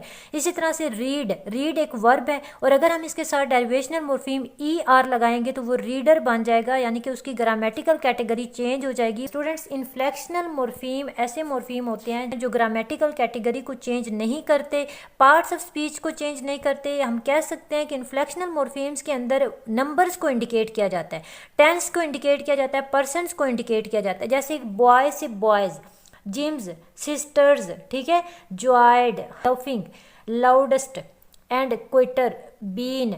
ये हम देख सकते हैं कि ये ग्रामेटिकल कैटेगरी को तो चेंज नहीं कर रहे, लेकिन प्लूरल में उसको चेंज कर रहे हैं। बॉय को बॉयज़ में, बुक को बुक्स में, कैट को कैट्स में। तो हम देख सकते हैं कि इन्फ्लेक्शनल मॉर्फीम्स के अंदर जस्ट नंबर्स को जो है वो इंडिकेट किया जाता है। इन्फ्लेक्शनल मॉर्फीम्स बता देती हूँ, जैसा कि E S T, I N G, E R S, E S, E D जो हैं इनका इजाफा इन्फ्लेक्शनल मॉर्फीम्स के अंदर होता है। यहाँ पे हमारे पास टेबल भी मौजूद है जिसमें डेरिवेशनल एंड इन्फ्लेक्शनल मॉर्फीम को डिस्क्राइब किया गया है। जैसा कि क्रिटिक क्या है, critic is a stem word, root word. और नाउन क्रिटिसिज्म, अगर हम ISM लगाएंगे तो नाउन जो है वो क्रिटिसिज्म, नाउन क्रिटिसाइज वर्ब बन जाएगा। और अगर हम इसके साथ IZE लगाएंगे और अगर इसी क्रिटिक के साथ अगर हम ए एल का इजाफा करेंगे तो वो वर्ब एडजेक्टिव बन जाएगा, यानी कि डेरिवेशनल बन जाएगा। डेरिवेशनल वो होता है जो अपनी ग्रामेटिकल कैटेगरी भी चेंज कर दे। तो इस तरह से वर्ब से नाउन बनाना, नाउन से वर्ब और वर्ब से एडजेक्टिव बना देने को हम डेरिवेशनल मॉर्फीम कहते हैं। नेक्स्ट एग्जांपल है हमारे पास इन्फ्लेक्शनल मॉर्फीम। इन्फ्लेक्शनल मॉर्फीम्स के अंदर जस्ट नंबर्स को इंडिकेट किया जाता है, प्लूरल बनाया जाता है, सिंगुलर बनाया जाता है, जैसे जिम्स और उसके अलावा सिस्टर्स, लाइक्स। लफिंग के अंदर आईएनजी लगाया, लाउडेस्ट, क्वाइटर, यानी कि क्वाइट से एडजेक्टिव बन गए क्वाइटर, लाउड से लाउडेस्ट बन गए। आई होप आपको bound morpheme and free morpheme की फर्दर काइंड्स की भी अच्छे से समझ आई होगी। अभी हम पढ़ते हैं कि मॉर्फोलॉजिकल डिस्क्रिप्शन क्या है। स्टूडेंट्स, ये बहुत ज़्यादा इंपॉर्टेंट पॉइंट है कि आपको पता हो कि डिफरेंस क्या है डेरिवेशनल और इन्फ्लेक्शनल मॉर्फीम के बीच में। इन्फ्लेक्शनल मॉर्फीम्स ऐसे मॉर्फीम्स होते हैं जो वर्ड की ग्रामेटिकल कैटेगरी को कभी चेंज नहीं करते। जिस तरह से हमारे पास यहाँ पे दो एग्जाम्पल्स हैं, जैसा कि हमारे पास एग्जाम्पल है ओल्ड एंड ओल्डर। ये दोनों क्या है हमारे पास, दोनों एडजेक्टिव्स हैं, ठीक है। तो दोनों एडजेक्टिव्स हैं। यहाँ पे इन्फ्लेक्शनल ई आर जो है ये एक इन्फ्लेक्शनल मॉर्फीम के तौर पे काम कर रहा है और ये ग्रामेटिकल कैटेगरी को चेंज नहीं कर रहा, बल्कि जस्ट दो टाइप की हमारे पास एडजेक्टिव्स जो हैं वो पेश कर रहा है, ठीक है। दो तरह के एडजेक्टिव्स को क्रिएट कर रहा है। डेरिवेशनल मॉर्फीम्स है वो वर्ड की ग्रामेटिकल कैटेगरी को चेंज करते हैं। इसकी एग्जांपल इस तरह से समझते हैं, जैसे वर्ब है टीच, अगर हम इसके साथ ई आर लगाएंगे तो वो टीच से टीचर बन जाएगा, यानी कि वर्ब से नाउन बन जाएगा। डेरिवेशनल मॉर्फीम्स जो है वो वर्ड की ग्रामेटिकल कैटेगरी को चेंज कर सकते हैं, जबकि इन्फ्लेक्शनल मॉर्फीम्स के अंदर वर्ड्स की ग्रामेटिकल कैटेगरी को चेंज नहीं किया जा सकता। जैसा कि हमने यहाँ पे एग्जाम्पल के थ्रू समझा, ई आर जो कि एक सफिक्स है और ये सफिक्स ओल्डर में एज इन्फ्लेक्शनल मॉर्फीम अपना रोल प्ले करता है जो कि एडजेक्टिव है, और टीचर के अंदर as a derivational morpheme role play करता है जो कि एक नाउन है। आई होप आपको इसकी अच्छे से समझ आई होगी। अभी हमारे पास एक डिस्क्रिप्शन भी इसकी मौजूद है जिसके थ्रू हम इसको मज़ीद अच्छे से समझ सकते हैं। The teachers wildness shocked the girls parents, ठीक है। अब इन एलिमेंट्स में हम जो बाउंड मॉर्फीम्स हैं, स्टेम्स हैं, इन्फ्लेक्शनल मॉर्फीम्स, डेरिवेशनल, लेक्सिकल, ये तमाम फाइंड आउट करेंगे। द टीचर्स, यहाँ पे जो दा है फंक्शनल मॉर्फीम क्या है, दा जो है ये एक फंक्शनल मॉर्फीम है। टीच इज़ अ लेक्सिकल क्योंकि ये अकेला खड़ा हो सकता है। E R is the derivational morpheme and S is an inflectional morpheme, क्योंकि इन्फ्लेक्शनल मॉर्फीम्स जो होते हैं वो जस्ट नंबर्स को ऐड करते हैं, ठीक है, जस्ट वो केस बताते हैं, पर्सनस बताते हैं, टेंस को समझाते हैं, ठीक है। और लेक्सिकल में वाइल्ड जो है ये एक लेक्सिकल है, लेक्सिकल मॉर्फीम है क्योंकि ये अकेला खड़ा हो सकता है, इसको किसी बाउंड मॉर्फीम या सफिक्स प्रीफिक्स की जरूरत नहीं होती। Ness again is a derivational morpheme. Shock ये क्या है, ये एक लेक्सिकल मॉर्फीम है। ई डी जो कि एक इन्फ्लेक्शनल मॉर्फीम है। इस तरह से दा अगेन एक आर्टिकल हमारे पास यूज हुआ है जो कि फंक्शनल मॉर्फीम के अंदर आता है। Girl is a lexical morpheme. S again is an inflectional and parent is a lexical and S again is an inflectional morpheme. I hope आपको इस चार्ट के थ्रू तमाम एस्पेक्ट्स की अच्छे से समझ आई होगी। मॉर्फीम्स को किस तरह से जो है वो मजीद डिवाइड किया गया ताकि आपको इजीली इनकी अच्छे से समझ आ जाए। फ्री मॉर्फीम की दो टाइप्स होती हैं, free and bound morpheme. Free morpheme की फर्दर टू टाइप्स हैं, lexical and functional morpheme, and bound morpheme की फर्दर टू टाइप्स हैं, derivational morpheme and inflectional morpheme. Students, morphology के अंदर नए वर्ड्स किस तरह से बनाए जा सकते हैं। सबसे पहले हमारे पास है अफिक्सेशन। अफिक्सेशन में सफिक्स और परिफिक्स आते हैं हमारे पास। जिस तरह से हम वर्ड्स के साथ सफिक्स एंड परिफिक्स ऐड करके नए वर्ड्स बना सकते हैं, जैसे माइंड से रीमाइंड, ठीक है। I did not know about this refusal. Refusal को REFUSAL से मतलब हमने इससे क्या किया, नया वर्ड बना लिया, यानी कि वर्ड के साथ डेरिवेशनल अफिक्स को ऐड करके नए वर्ड्स बनाना अफिक्सेशन के अंदर आता है। नेक्स्ट हमारे पास है कंपाउंडिंग। कंपाउंडिंग से मतलब है दो या दो से ज़्यादा लफ्ज़ों को जोड़कर एक नया लफ्ज़ बनाना, जैसा कि skateboard, notebook, text book, fingerprint, breakfast, wallpaper, ये तमाम एग्जांपल्स हैं कंपाउंडिंग की। नेक्स्ट भी है जीरो डेरिवेशनल। जीरो डेरिवेशनल को स्टूडेंट्स कन्वर्जन भी कहा जाता है। जीरो डेरिवेशनल का मतलब यह है कि बगैर कोई अफिक्स ऐड किए नया लफ्ज़ बनाना, जो अल्फाज ऑलरेडी मौजूद हों उन्हीं को यूज़ करके नया वर्ड बनाना। जैसा कि गूगल का हमारे पास वर्ड आता है, हम गूगल करना कहते हैं तो वो एक गूगल जो एक नाउन है और गूगल करना एक वर्ब बन जाता है। इसी तरह से बटर, बटर का मतलब है मक्खन, तो टू स्प्रेड बटर, यानी कि उन्हीं के साथ हम अफिक्सेस को ऐड करके नए वर्ड्स बनाते हैं, नए मीनिंग बनाते हैं। इसी तरह से नेक्स्ट हमारे पास है स्ट्रेस शिफ्ट। स्ट्रेस शिफ्ट में हम पढ़ते हैं कि किस तरह से स्ट्रेस चेंज करते हैं एक सिलेबल पर जब भी वो ग्रामेटिकली कैटेगरी को चेंज कर रहा हो, ठीक है। जैसा कि रिकॉर्ड, ठीक है, री परमिट, परफेक्ट। जब हम परफेक्ट बोलते हैं तो परफेक्ट का मतलब है कि नाउन कंप्लीटनेस है, ठीक है, उसकी कंप्लीटनेस को शो करे। लेकिन जब हम परफेक्ट या एक सिलेबल पे ज़्यादा स्ट्रेस देते हैं, अपने स्ट्रेस को शिफ्ट करते हैं, तो इट्स मीन कि आउट ऑफ फ्लॉज को शो कर रहा है। नेक्स्ट हमारे पास है क्लिपिंग। क्लिपिंग के अंदर आता है कि जब हम एक लंबे लफ्ज़ को तो शॉर्ट करके एक नया लफ्ज़ बनाते हैं, जैसे टेलीफोन से फ़ोन, इसी तरह से प्रोफेसर से प्रोफ, और इसी तरह से डॉक्टर से DR। नेक्स्ट हमारे पास है एक्रोनिम। एक्रोनिम फंक्शंस क्या, एक्रोनिम फॉर्मेशन क्या होती है? एक्रोनिम फॉर्मेशन को हम एब्रीवेशंस भी कहते हैं, इनिशियलिज्म भी कहते हैं। लफ्ज़ों के इनिशियल लेटर्स को जोड़कर एक नया लफ्ज़ बनाना। नासा का वर्ड है NASA, means National Aeronautics and Space Administration. उसके बाद FBI, Federal Bureau of Investigation, NATO and SAARC वगैरह, यानी कि वर्ड्स के एब्रीवेशंस को हम एक्रोनिम कहते हैं। Next we have blending. Blending क्या है स्टूडेंट्स? दो लफ्ज़ों को मर्ज करके एक नया लफ्ज़ बनाना, उसको हम ब्लेंडिंग कहते हैं। जैसा कि ब्रेकफास्ट और लंच को जब हम जोड़ते हैं तो एक वर्ड ब्रंच बनता है, इसी तरह से मोटर और होटल को जोड़ के एक वर्ड बनता है मोटल। नेक्स्ट हमारे पास है बैक फॉर्मेशन। बैक फॉर्मेशन का क्या मतलब है? एक ऐसा लफ्ज़ जो ऑलरेडी अपना मीनिंग कन्वे कर रहा है, उसी वर्ड से एक अफिक्स हटाकर नया लफ्ज़ बनाना, जिसको हम बैक फॉर्मेशन कहते हैं। जैसा कि एडिटर से एडिट, ऑप्शन से ऑप्ट, ठीक है, एंथुसिज्म से एंथ्यूज, एंड डोनेशन से डोनेट, एंड ऑप्शन से ऑप्ट वगैरह। उसके बाद हमारे पास आता है बोरिंग।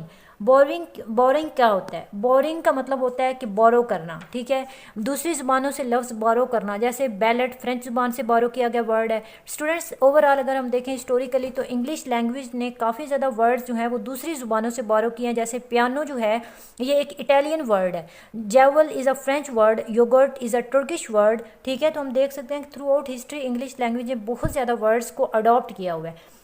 नेक्स्ट हमारे पास है अनोमेटोपिया।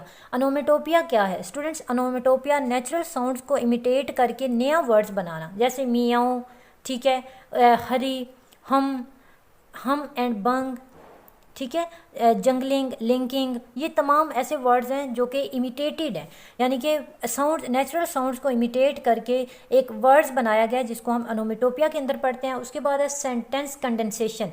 सेंटेंस कंडेंसेशन क्या होता है कि किस तरह से वर्ड्स को जो है वो एक सेंटेंस में कंडेंस करते हैं। इंग्लिश लिटरेचर में हमारे पास कुछ वर्ड्स हैं जैसा कि मैं टच मी नॉट, ठीक है, merry go, stay at home, इस तरह के वर्ड जो होते हैं उसको हम सेंटेंस कंडेंसेशन कहते हैं। टिक्स क्या है? What is semantics? Semantics linguistic के अंदर क्या है students? Semantic is the area of linguistics that analyse the meaning of word, phrases and sentences in language. Semantic के अंदर लफ्ज़ों के मानी के ऊपर फोकस किया जाता है। It is the study of the meaning of words, phrases and sentences. Semantics word जो है, सीमेंटिक वर्ड ग्रीक वर्ड सीमेन से निकला है जिसका मतलब है टू मीन या टू साइन। सो सीमेंटिक के अंदर लफ्ज़ों के मीनिंग और उन मीनिंग्स का आपस में क्या रिलेशनशिप है उसको स्टडी किया जाता है। स्टूडेंट्स बेसिकली सीमेंटिक के लिए और भी वर्ड यूज़ होते हैं जैसे सिमियोटिक, सेमियोलॉजी वगैरह। सिमियोटिक एंड सेमियोलॉजी, सीमेंटिक्स ये फोकस करते हैं साइन के ऊपर, ठीक है। तो बेसिकली सीमेंटिक्स के अंदर वर्ड्स के मीनिंग के बारे में बात की जाती है और वर्ड्स के जो मीनिंग हैं उनका आपस में क्या रिलेशन है इस चीज़ के ऊपर फोकस किया जाता है।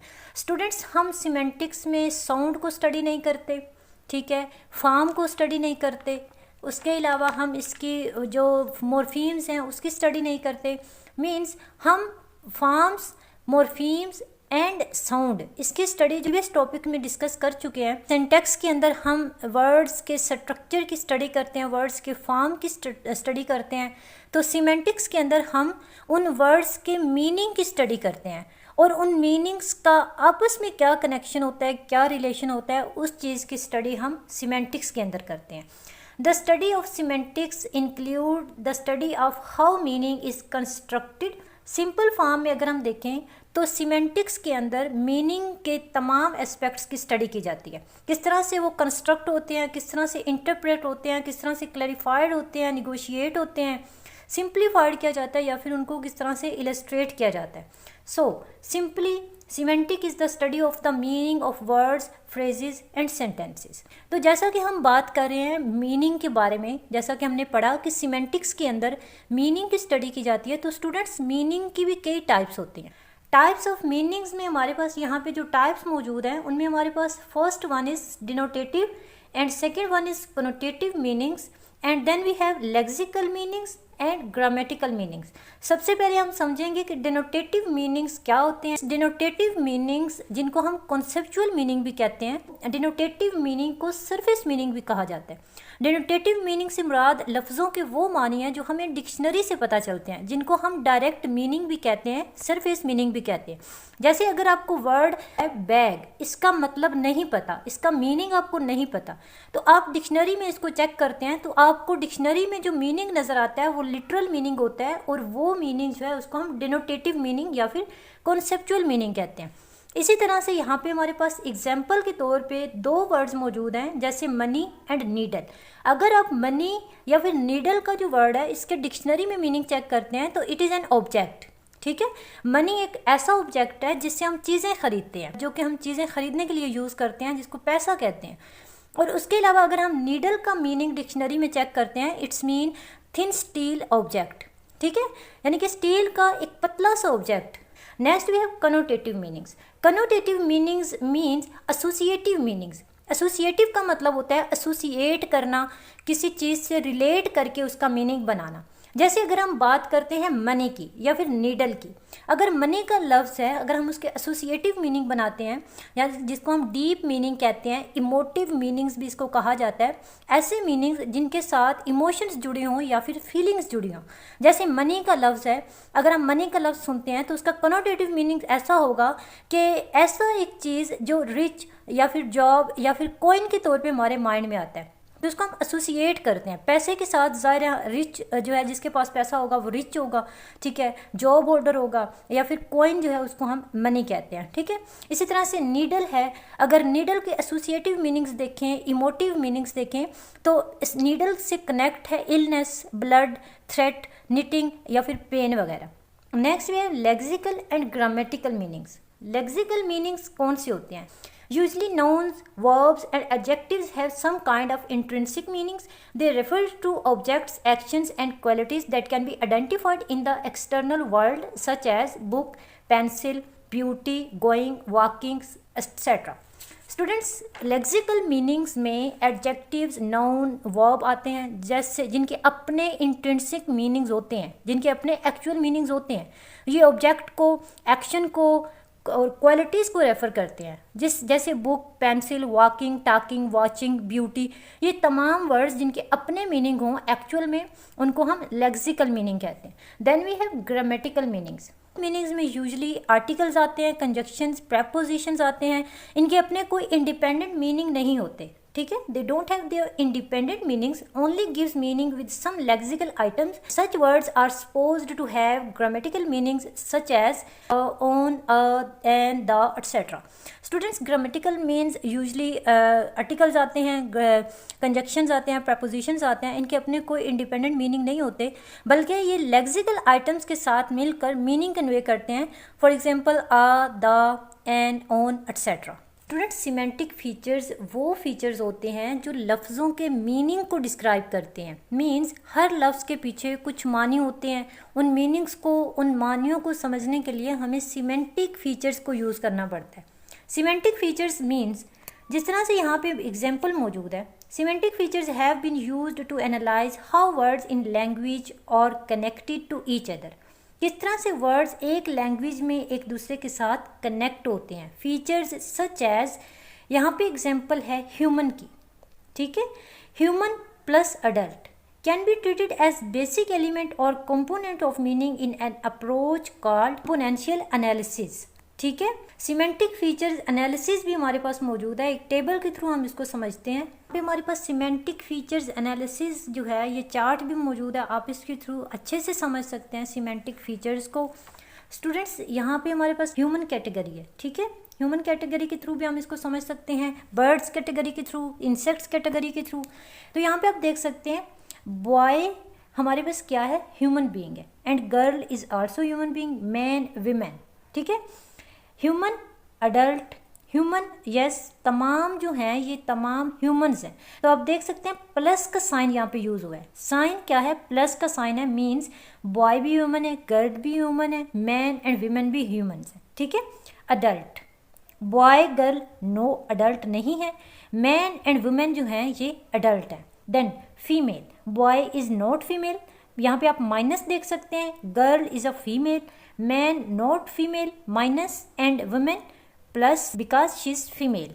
तो अब इस सिमेंटिक फीचर्स एनालिसिस से आप समझ सकते हैं कि किस तरह से सिमेंटिक फीचर्स जो हैं वो एक वर्ड को डिस्क्राइब करते हैं। Next we have to discuss about semantic roles. Semantic roles क्या होते हैं स्टूडेंट्स? जैसा कि मैंने पहले मेंशन किया कि हम सिमेंटिक रोल्स को स्टडी करते हैं कि लफ्ज़ क्या रोल प्ले करते हैं सेंटेंस के अंदर, लफ्ज़ों की इंपॉर्टेंस को पढ़ते हैं। इसको हम सिमेंटिक रोल भी कहते हैं, थीमेटिक रोल भी कहते हैं, एंड केस रोल भी कहते हैं। सबसे पहले हमारे पास है एजेंट। एजेंट क्या है स्टूडेंट्स? एक्शन परफॉर्म करने वाले को एजेंट कहते हैं। जैसा कि एग्जाम्पल में है, जॉन किक्ड द बॉल। अब किसने बॉल को किक किया? ऑफ कोर्स जॉन ने। तो परफॉर्म करने वाला कौन है? जॉन। तो एजेंट वो होगा जो एक्शन को एग्जीक्यूट करेगा, एक्शन को स्टार्ट करेगा, ठीक है। तो एक्शन करने वाले को, एक्शन परफॉर्म करने वाले को एजेंट कहा जाता है। Next we have theme. Student theme या फिर हम इसको पेशेंट भी कहते हैं, is the entity that is involve in the action और is affected by it. Action के अंदर जो एंटिटी इन्वॉल्व होती है, जो अफेक्ट होती है एक्शन से, उसको हम थीम कहते हैं, ठीक है। जैसा कि हमारा थीम क्या है? बाल है। जॉन ने किसको किक किया? बाल को। तो अब कौन सी चीज़ सेंटेंस के अंदर अफेक्ट हो रही है? बाल। तो इस तरह से हमारा थीम है बाल। द बाल इज़ आवर थीम, ठीक है। The theme can also be an entity that is simply being described. Theme जो है वो कोई एंटिटी भी हो सकती है जिसको जस्ट हम डिस्क्राइब कर सकते हैं, जैसे द बाल वॉज रेड। तो ये हमारा थीम भी हो सकता है जिसके बारे में हम बात कर रहे हैं, जो हमारे सेंटेंस के अंदर मोस्ट इंपॉर्टेंट ऑब्जेक्ट है, उसको हम थीम भी कहते हैं या फिर पेशेंट भी कहते हैं। आई होप आपको थीम की और एजेंट की समझ आई होगी। स्टूडेंट्स, एजेंट एंड थीम ये जो हैं ये ह्यूमन भी हो सकते हैं और नॉन ह्यूमन भी हो सकते हैं, और ये दोनों जो हैं मोस्ट कॉमन सिमेंटिक्स रोल्स हैं। आई होप आपको इन दोनों की अच्छे से समझ आई होगी। Next we have experiencer. Experiencer क्या होता है स्टूडेंट्स? एक तो होता है एक्सपीरियंस, एक होता है एक्सपीरियंसर। एक्सपीरियंस मीन्स तजर्बा और एक्सपीरियंसर मीन्स तजर्बा करने वाला। The experiencer is the entity that perceives और feel something often without performing any physical action. बगैर कोई फिजिकल एक्शन किए, परफॉर्म किए, जब हम किसी चीज़ को फील करते हैं या फिर परफॉर्म करने वाला जो होता है, फील करने वाला जो होता है, उसको हम एक्सपीरियंसर कहते हैं, यानी कि जो एक्शन करता है। Mary heard a strong noise. Mary ने एक बहुत स्ट्रॉन्ग नॉइज सुना। अब किसने सुना है? किसने उसको एक्सपीरियंस किया है? मैरी ने। So Mary is experiencer in the sentence. He felt happy about cutting his hair. उसने अपने बाल कटवा के बहुत अच्छा फील किया। अब किसने अच्छा फील किया? उसने। यहाँ पे प्रोनाउन यूज़ हुआ है, नाउन यूज़ नहीं हुआ। यहाँ पे हम अली भी यूज़ कर सकते हैं, कोई भी नाम आप यूज़ कर सकते हैं। तो जो शख्स फील कर रहा है, परसेप्ट कर रहा है चीज़ को, उसको हम एक्सपीरियंसर कहेंगे। Next we have instrument. Instrument क्या है स्टूडेंट्स? इंस्ट्रूमेंट का मतलब आपको उर्दू में आता होगा, जिसको हम कोई आला भी कह सकते हैं या कोई इस तरह की चीज़ जो कि हम कोई एक्शन परफॉर्म करने के लिए यूज़ करते हैं, ठीक है। जैसा कि John cut the bread with the knife. अब किसके साथ उसने एक्शन परफॉर्म किया? नाइफ के साथ। Things used to do action, ऐसी चीज़ जो एक्शन करने के लिए यूज़ होती, एक्शन परफॉर्म करने के लिए इस्तेमाल होने वाली जो चीज़ होती है उसको हम इंस्ट्रूमेंट कहते हैं। जैसा कि उसने किसको यूज़ किया? नाइफ को यूज़ किया। Then the boy cut is hair with the scissor. Scissor के साथ उसने बाल कट किए। किसके साथ किए? सीजर के साथ। तो यहाँ पे हमारे पास इंस्ट्रूमेंट जो है नाइफ और सीजर है। नेक्स्ट वी हैव गोल।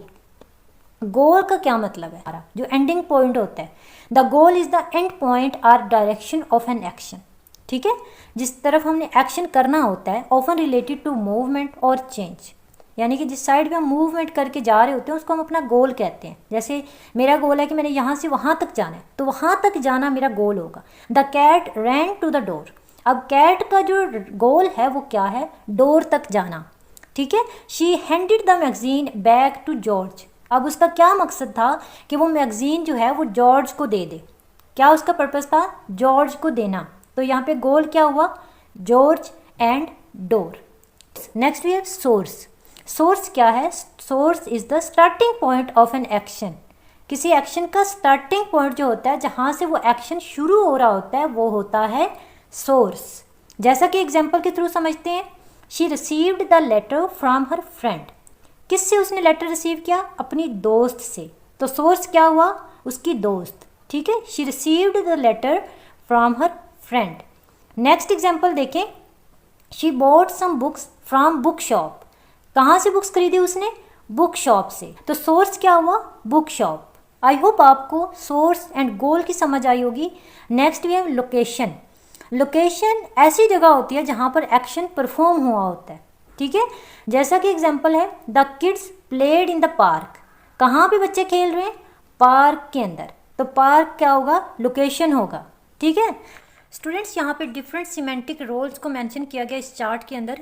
आप ये देख सकते हैं और आप इसको नोट डाउन कर सकते हैं। ये आपके लिए काफ़ी ज़्यादा हेल्पफुल होगा सिमेंटिक रोल्स को समझने में। About lexical relations. Lexical relations क्या होते हैं स्टूडेंट्स? लफ्ज़ और लफ्ज़ों के दरमियान में जो रिलेशन होता है उसको डिस्कस करते हैं लेक्सिकल रिलेशंस के अंदर। जैसा कि मैंने वीडियो के स्टार्ट में मेंशन किया था कि हम वर्ड्स के रोल्स को स्टडी करेंगे, उनका आपस में जो कनेक्शन है, जो रिलेशनशिप है, उसको स्टडी करेंगे।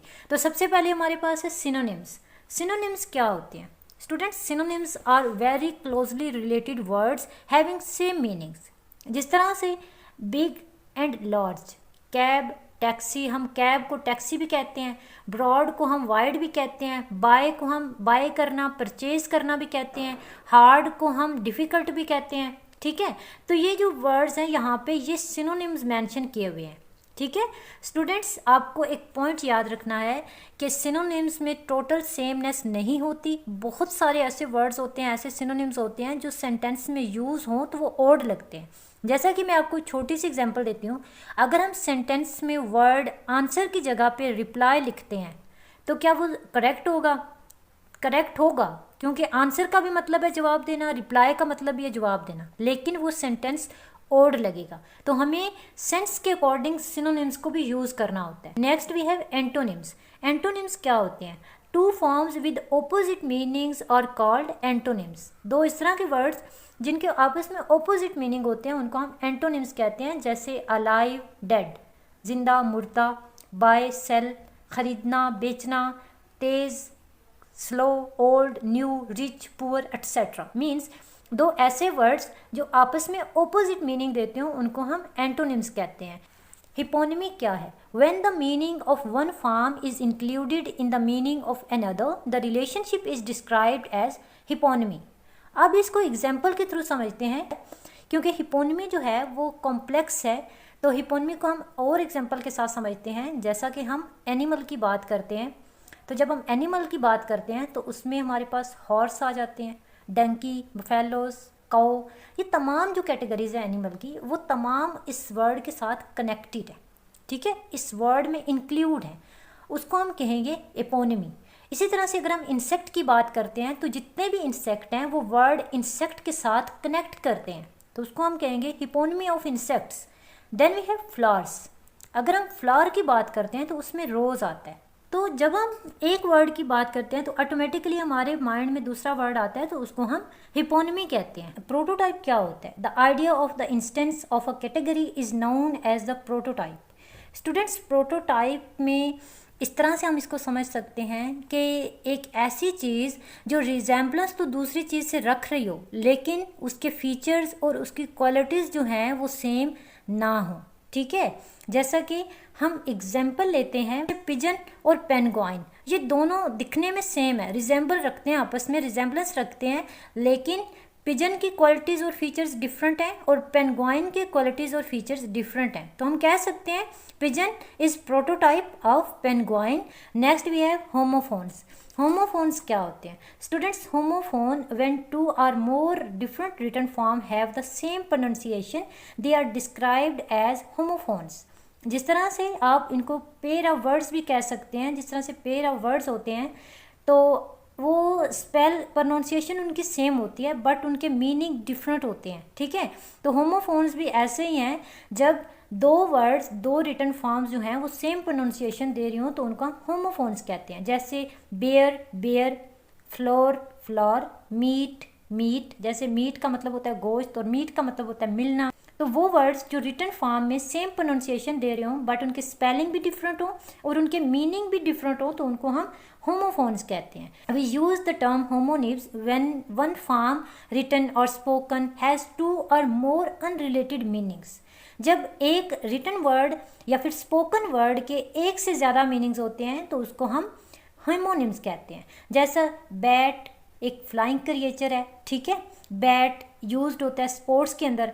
इसी तरह से मोल जो है वो स्किन के ऊपर भी होता है जिसको हम तिल कहते हैं। इसी तरह से मोल जो है वो एक स्मॉल एनिमल होता है। इसी तरह से रेस जो है ये एक कॉन्टेस्ट होती है, स्पीड है, एंड रेस जो है इसमें एथनिक ग्रुप आ जाता है। Then we have sole, it's mean single, and sole part of foot और शू, ठीक है। तो होमोनिम्स वो वर्ड्स होते हैं जो रिटन और स्पोकन फॉर्म में सेम हो, स्पेलिंग सेम हो, ठीक है, वर्ड्स की प्रोनाउंसिएशन सेम हो, लेकिन वो डिफरेंट ऑब्जेक्ट्स को रेफर कर रहे हो। पोलिसमी क्या है? पोलिसमी ऐसे वर्ड्स होते हैं जिनके एक से ज़्यादा मीनिंग्स हों, ठीक है। पोलिसमी एक टेक्निकली नोन एज पोलिसमी। पोलिसमी एक ग्रीक वर्ड पोली से निकला है जिसका मतलब है मैनी, एंड सेमी का मतलब है मीनिंग्स। सो मैनी मीनिंग्स, एक ऐसा वर्ड जिसके मल्टीपल मीनिंग्स हों उसको हम पोलिसमी कहते हैं, ठीक है। अब इसको एग्जाम्पल के थ्रू समझते हैं। जैसा कि मैं लिखती हूँ फुट। अब एक फुट होता है जिससे हम मेजरमेंट करते हैं, ठीक है।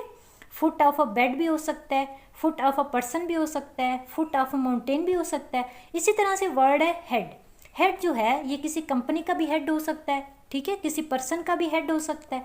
तो पोलिसमी के अंदर वो वर्ड्स आते हैं जिनके एक से ज़्यादा मीनिंग्स होते हैं, एक से ज़्यादा सेंस बना रहे होते हैं, उसको हम पोलिसमी कहते हैं।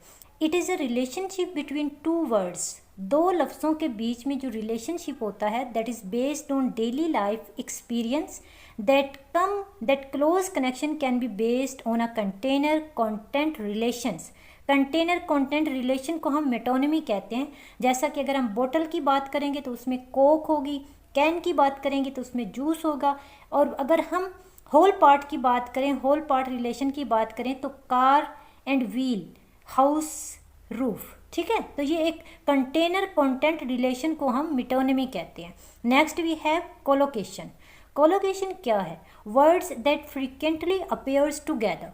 इस तरह के वर्ड्स जो अक्सर इकट्ठे यूज़ होते हों उसको हम कोलोकेशन कहते हैं। जैसा कि हैवी रेन जो है ये हमेशा इकट्ठा यूज़ होता है, heavy rain, it is heavy rain, ठीक है। स्ट्रॉन्ग टी, ये हमेशा स्ट्रॉन्ग टी जो है वो स्ट्रॉन्ग टी के साथ यूज़ होता है, ठीक है। टी को हम इस तरह से नहीं कह सकते थिन टी, थिक टी, तो हम कहेंगे स्ट्रॉन्ग टी। इसी तरह से थैंक यू, थैंक यू हम कहेंगे। तो ये कुछ इस तरह के वर्ड्स होते हैं जो अक्सर जो है वो टुगेदर अपीयर होते हैं, उसको हम कोलोकेशन कहते हैं। तो स्टूडेंट्स ये तो थी आज की वीडियो जिसमें हमने सिमेंटिक्स को थॉरोली डिस्कस किया। What is syntax? सिंटैक्स क्या है स्टूडेंट्स? सिंटैक्स इज सब फील्ड ऑफ लिंग्विस्टिक। लिंग्विस्टिक की एक सब फील्ड है, ब्रांच ऑफ लिंग्विस्टिक भी इसको हम कह सकते हैं। सिंटैक्स के अंदर स्टडी किया जाता है कि किस तरह से वर्ड्स को कंबाइन करके फ्रेजेस और क्लॉजेस बनाए जाते हैं, ठीक है। बेसिकली सिंटैक्स के अंदर सेंटेंस के स्ट्रक्चर को स्टडी किया जाता है। ये देखा जाता है कि सेंटेंस बनते किस तरह से हैं, किस तरह से लफ्ज़ों को एक तरतीब से जोड़ा जाता है कि वो एक मीनिंगफुल सेंटेंस बना सकें, किस तरह से वर्ड्स को, क्लॉजेस को, फ्रेजेस को एक सीक्वेंस से जोड़ा जाता है कि वो एक कंप्लीट सेंस कन्वे कर पाएँ। We can say that syntax is the study of the structure of sentence, phrases and clauses, ठीक है। अब यहाँ पे क्वेश्चन आता है कि फ्रेजेस क्या हैं और क्लॉजेस क्या हैं। फ्रेजेस लफ्ज़ों का एक ऐसा ग्रुप होता है, ऐसा मजमुआ होता है जो सेंटेंस के अंदर एक यूनिट का काम करता है, लेकिन सेंटेंस के अंदर सब्जेक्ट प्लस वर्ब के कॉम्बिनेशन में फ्रेज मौजूद नहीं होती, ठीक है।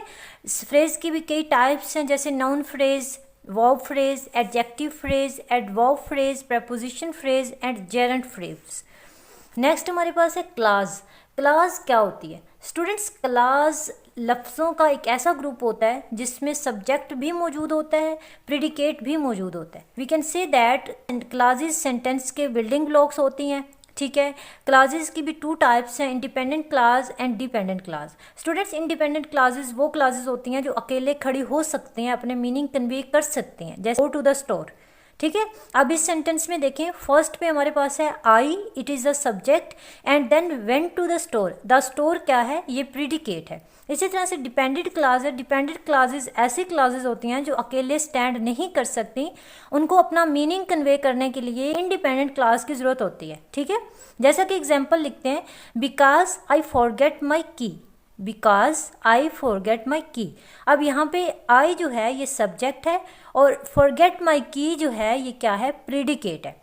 सो डिपेंडेंट क्लास को अपना मीनिंग मुकम्मल करने के लिए, मीनिंग कन्वे करने के लिए, एक कंप्लीट सेंस बनाने के लिए इंडिपेंडेंट क्लास की ज़रूरत होती है। आई होप आपको क्लास और फ्रेज का कॉन्सेप्ट अच्छे से समझ आया होगा। अभी हम फर्दर सिंटेक्स को समझते हैं कि सिंटेक्स को बेसिकली मज़ीद एग्जाम्पल्स के साथ किस तरह से समझा जा सकता है। On the other hand, syntax concern the construction of phrases and clauses, for instance the word order which is very important.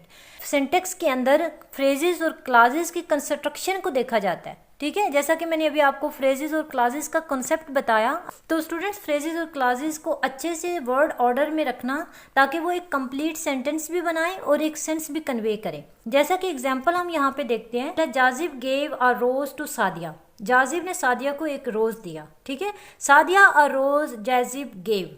अब यहाँ पे देखें फर्स्ट सेंटेंस और सेकंड सेंटेंस में क्या डिफरेंस है, तो इसी डिफरेंस को सिंटेक्स के अंदर पढ़ा जाता है कि वर्ड को ऑर्डर में लिखना, तरतीब से लिखना, ताकि फ्रेजेस और क्लासेस जो हैं वो कंस्ट्रक्ट हो पाएं। इसी को हम सिंटेक्स कहते हैं। So we must remember that word order in English and other languages such as Italian, French etcetera are important as it carries meaning. Means word order को, कोई भी लैंग्वेज हो, वर्ड ऑर्डर का तरतीब से लिखा हुआ होना ज़रूरी है, क्योंकि वो अपना मीनिंग उसी तरह से कन्वे कर सकता है। अगर मैं लिखती हूँ कि मैं स्कूल जाता हूँ, तो ये करेक्ट जुमला होगा। अगर मैं इसको आगे पीछे करके लिखती हूँ, जैसे जाता हूँ स्कूल में, तो इस सेंटेंस में आप देख सकते हैं वर्ब कहाँ जा रहा है, ऑब्जेक्ट कहाँ जा रहा है और सब्जेक्ट कहाँ जा रहा है। तो इस तरह से ये सेंटेंस जो है ये ग्रामेटिकली करेक्ट नहीं होगा। सो सिंटेक्स के अंदर वो तमाम रूल्स सेट किए जाते हैं कि एक जुमले को कैसे दुरुस्त तरतीब दिया जा सकता है ताकि वो एक मानी कन्वे कर सके और सुनने वाले को वो मानी अच्छे से समझ भी आए। Next we have to discuss about syntactic patterns, जो कि एक मोस्ट इंपॉर्टेंट एस्पेक्ट है सिंटेक्स के अंदर। लेकिन सिंटैक्टिक पैटर्न को समझने से पहले हम कॉम्प्लीमेंट्स एंड एडवर्बियल्स को समझते हैं। कॉम्प्लीमेंट्स क्या होते हैं students? Complements are words are phrases that describe other words in a sentence. किसी एक सेंटेंस के अंदर वो वाली वर्ड्स और फ्रेजेस जो कि दूसरे वर्ड्स को डिस्क्राइब करते हो उसको हम कॉम्प्लीमेंट्स कहते हैं। कॉम्प्लीमेंट्स को अगर आसान अल्फाज में समझे, ऐसे वर्ड्स या फ्रेजेस को कहते हैं जो किसी वर्ब, एडजेक्टिव या नाउन के मीनिंग को कंप्लीट करता है। ठीक है, इसमें कुछ टाइप्स भी हैं कॉम्प्लीमेंट्स की। अगर हम टाइप्स को समझेंगे तो आपको कॉम्प्लीमेंट्स बहुत अच्छे से क्लियर हो जाएगा। जैसे कि सब्जेक्ट कॉम्प्लीमेंट्स में सब्जेक्ट को डिस्क्राइब किया जाता है। ठीक है, जैसे ही इज़ अ डॉक्टर। अब इस सेंटेंस के अंदर देखें सब्जेक्ट कॉम्प्लीमेंट क्या है, डिस्क्राइब कर रहा है सब्जेक्ट को। ही क्या है, यानी कि यहाँ पे आप कोई भी नाम लिख दें, यहाँ पे प्रोनाउन यूज हुआ है तो ही क्या है, ही इज़ अ डॉक्टर, तो वो ही को डिस्क्राइब कर रहा है। किसको डिस्क्राइब कर रहा है? नाउन को डिस्क्राइब कर रहा है। जैसे हमने पढ़ा ना कि कॉम्प्लीमेंट्स ऐसे वर्ड्स या फ्रेजेस को कहते हैं जो वर्ब को, एडजेक्टिव को या फिर नाउन के मीनिंग को कंप्लीट करता है। तो ही इज़ अ डॉक्टर, तो इस सेंटेंस में डॉक्टर जो है ये एक सब्जेक्ट कॉम्प्लीमेंट है। Next is object complement. Students object complement के अंदर डायरेक्ट ऑब्जेक्ट को डिस्क्राइब किया जाता है। ठीक है, जैसे एग्जाम्पल के थ्रू समझते हैं, she made him a good husband. अब ऑब्जेक्ट क्या है? ठीक है, आप देख सकते हैं कि उसने क्या किया, उसने अपने हस्बैंड को एक अच्छा हस्बैंड बनाया। She made him a good husband. तो ऑब्जेक्ट क्या है? तो वो इसके, ये जो ऑब्जेक्ट कॉम्प्लीमेंट है ये डिस्क्राइब करता है ऑब्जेक्ट को। ठीक है, next we have prepositional complements. Prepositional complements ऐसे कॉम्प्लीमेंट्स होते हैं जिनके अंदर प्रपोजिशन ऑफ मीनिंग को कंप्लीट किया जाता है। ठीक है, the book is on the table. अब इस सेंटेंस के अंदर ऑन द टेबल जो है कॉम्प्लीमेंट है, जो कि the book is on the table. On the table को कंप्लीट कर रहा है, यानी कि on and the table, on the table, ये एक प्रेपोजिशनल कॉम्प्लीमेंट है। ठीक है, ये किसको कंप्लीट कर रहे हैं, किसके मीनिंग को कंप्लीट कर रहे हैं? Meaning of a preposition. Of से भी समझ आया होगा कि एडवर्ब जो है उसी से वर्ब एडवर्बियल निकला है। ठीक है, तो एडवर्ब क्या है? क्लास होती है या फिर लफ्ज़ होता है या फिर फ्रेज होती है जो कि एडवर्ब की तरह फंक्शन करती है, वर्ब को, एडवर्ब को, एडजेक्टिव को मॉडिफाई करती है। जैसे adverbials are usually composed of single adverbs, जैसे वी रैन क्विकली, हम जल्दी से भागे, हम तेज़ी से भागे, ठीक है। अब प्रेपोजिशनल फ्रेज क्या होती है, we ran in the park, ठीक है। अब यहाँ पे प्रेपोजिशन लगा है। और नाउन फ्रेज जैसा कि जो कि टाइम से रिलेट करती है, वी रैन दिस मॉर्निंग, यानी कि आज का टाइम बताया गया और मॉर्निंग का टाइम बताया गया कि हम इस मॉर्निंग को भागे, ठीक है। आई होप आपको एडवर्बियल्स की भी अच्छे से समझ आई होगी। स्टूडेंट्स, एडवर्बियल्स जो हैं एज कॉम्प्लीमेंट फंक्शन नहीं करते, ठीक है। एडवर्बियल्स जो हैं ये इसलिए नेसेसरी होते हैं क्योंकि ये सेंटेंस के मीनिंग को कंप्लीट करते हैं। स्टूडेंट्स, सिंटैक्टिक पैटर्न में वर्ड ऑर्डर को देखा जाता है, ठीक है। सिंटैक्टिक पैटर्न्स वर्ड को मीनिंगफुल सेंटेंस में ऑर्गेनाइज करने में हेल्प करते हैं। इसके अंदर वर्ड ऑर्डर को देखा जाता है, फ्रेज स्ट्रक्चर को देखा जाता है, क्लास स्ट्रक्चर को देखा जाता है। वर्ड ऑर्डर जैसे subject, verb and object, and phrase structure में नाउन फ्रेज, वर्ब फ्रेज, ठीक है। क्लास स्ट्रक्चर में इंडिपेंडेंट क्लास, डिपेंडेंट क्लास, ये तमाम चीज़ें देखी जाती हैं। We can say that syntactic patterns are underlying rules and structure that govern sentence formation, ठीक है। ये वो तमाम अंडरलाइंग रूल्स और स्ट्रक्चर होते हैं जो कि एक सेंटेंस को फॉर्म देने में हेल्प करते हैं, ठीक है। यहाँ पे हमारे पास जो सिंटैक्टिक रूल्स मौजूद हैं उनको डिस्कस करते हैं। सबसे पहले हमारे पास है सब्जेक्ट, वर्ब एंड ऑब्जेक्ट, ठीक है। एक सेंटेंस में आप देखें, the dog ceases the ball. अब इसमें हमारे पास सब्जेक्ट है the dog, ceases is a verb and the ball is object, ठीक है। नेक्स्ट सेंटेंस देखें, subject, verb and object, SVA से इसको रिप्रेजेंट किया गया है, शी सिंग्स ब्यूटीफुली। अब सबसे पहले सब्जेक्ट लगा है, फिर वर्ब लगा है, कोई काम करना वर्ब होता है, तो वो गा रही है, शी सिंग्स ब्यूटीफुली, वो बहुत खूबसूरत गाती है, ठीक है। तो एडवर्ब यहाँ पे ब्यूटीफुली लगा है। नेक्स्ट सिंटैक्टिक पैटर्न है हमारे पास SVPP, यानी कि subject, verb and prepositional phrase. The book is on the table, subject and verb and on the table, it is a prepositional phrase जो कि प्रेपोजिशन के मीनिंग को कंप्लीट कर रही है। Next we have subject linking verb complement. Next we have subject linking verb subject complement. अब हमने subject complement को भी पहले पढ़ लिया है, ठीक है। सब्जेक्ट क्या होता है आपको पता है, लिंकिंग वर्ब क्या होता है ये भी आपको पता है।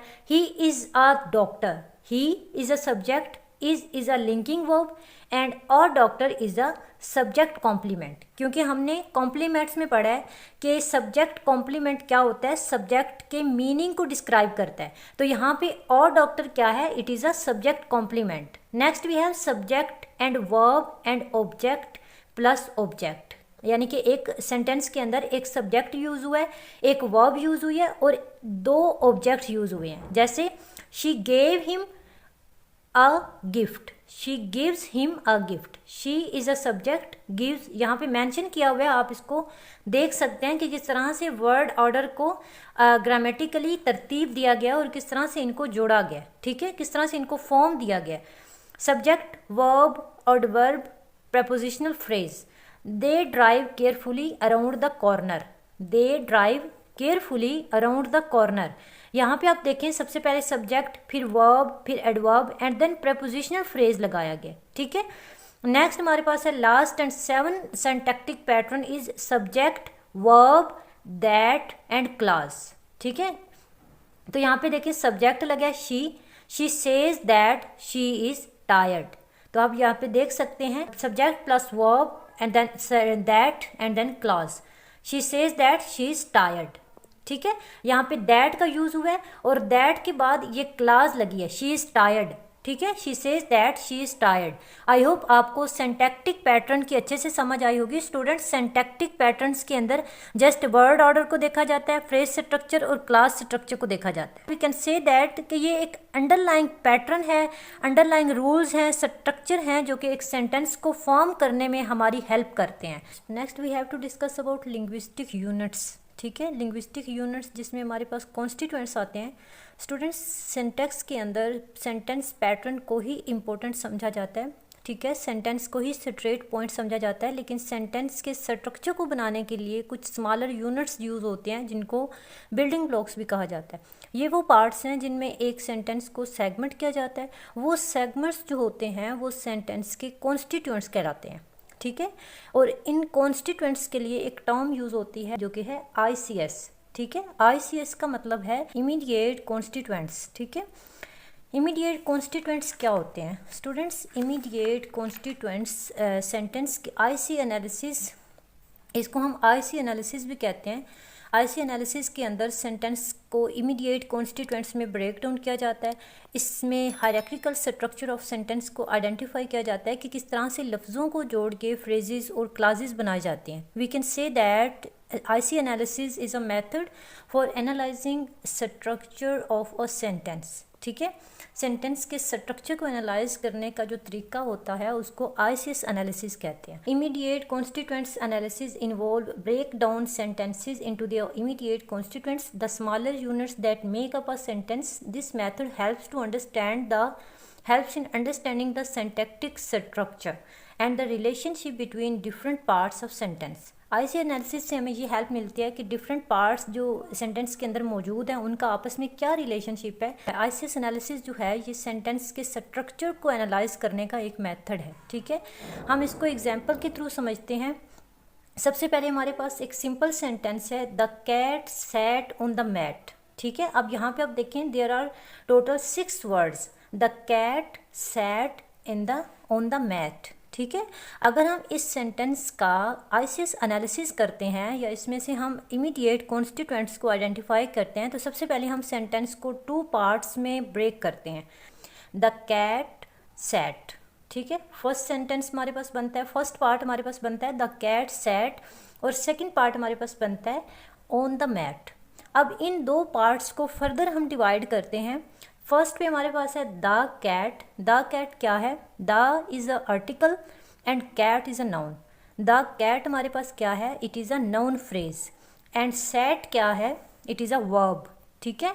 द कैट सैट, और सेकंड पार्ट है हमारे पास on the mat. On the mat क्या है? ऑन द मैट को अगर हम मज़ीद ब्रेक डाउन करते हैं तो on is a preposition and the mat is a noun phrase, ठीक है। इसी तरह से हमने इस सेंटेंस का ICS एनालिसिस किया तो हमें पता चला कि किस तरह से noun phrase, verb, preposition, article मिलकर एक सेंटेंस को कंप्लीट कर रहे हैं। ये तो थी सिंपल सेंटेंस की एग्जांपल। अभी हम कंपाउंड सेंटेंस की एग्जांपल देखते हैं। The teacher said that the students were excited. The teacher said that the students were excited. अब इस सेंटेंस को फर्दर 2 पार्ट्स में हम डिवाइड करते हैं, ठीक है। फर्स्ट में आता है द टीचर सेड और सेकंड में आता है that the students were excited. अब यहाँ पे हमारे पास 2 क्लासेस यूज़ हुई हैं। The teacher said is 1 class जो कि मेन क्लास है, ठीक है। And next that the students were excited is the subordinate class. अब इन दोनों पार्ट्स को फर्दर हम डिवाइड करेंगे। यहाँ पे जो द टीचर है ये क्या है? ये एक नाउन फ्रेज है। और सेड क्या है? सेड इज़ अ वर्ब, ठीक है। अब दूसरी क्लास को फर्दर ब्रेक डाउन करते हैं। The teacher said that the students were excited. That यहाँ पे क्या है? कॉम्प्लीमेंटर है। And the students were excited. The students is a noun phrase, were excited is a verb phrase, ठीक है। यहाँ पे वर जो है ये एक वर्ब है और एक्साइटेड जो है यहाँ पे एक एडजेक्टिव यूज़ हुआ है। तो कंपाउंड सेंटेंस को भी हमने ICS एनालिसिस किया है। इसी तरह से जो है हमने सिंपल सेंटेंस का भी ICS एनालिसिस किया। यहाँ पे एक और सेंटेंस है the cat chased the mouse. इस सेंटेंस का ICS एनालिसिस आपको कमेंट सेक्शन में करना है और मुझे बताना है कि आपको ICS एनालिसिस की समझ आई है या नहीं आई। और इस सेंटेंस का ICS एनालिसिस आप खुद करेंगे और कमेंट सेक्शन में इसको जो है वो आंसर करेंगे कि इसका ICS एनालिसिस क्या होगा और किस तरह से होगा।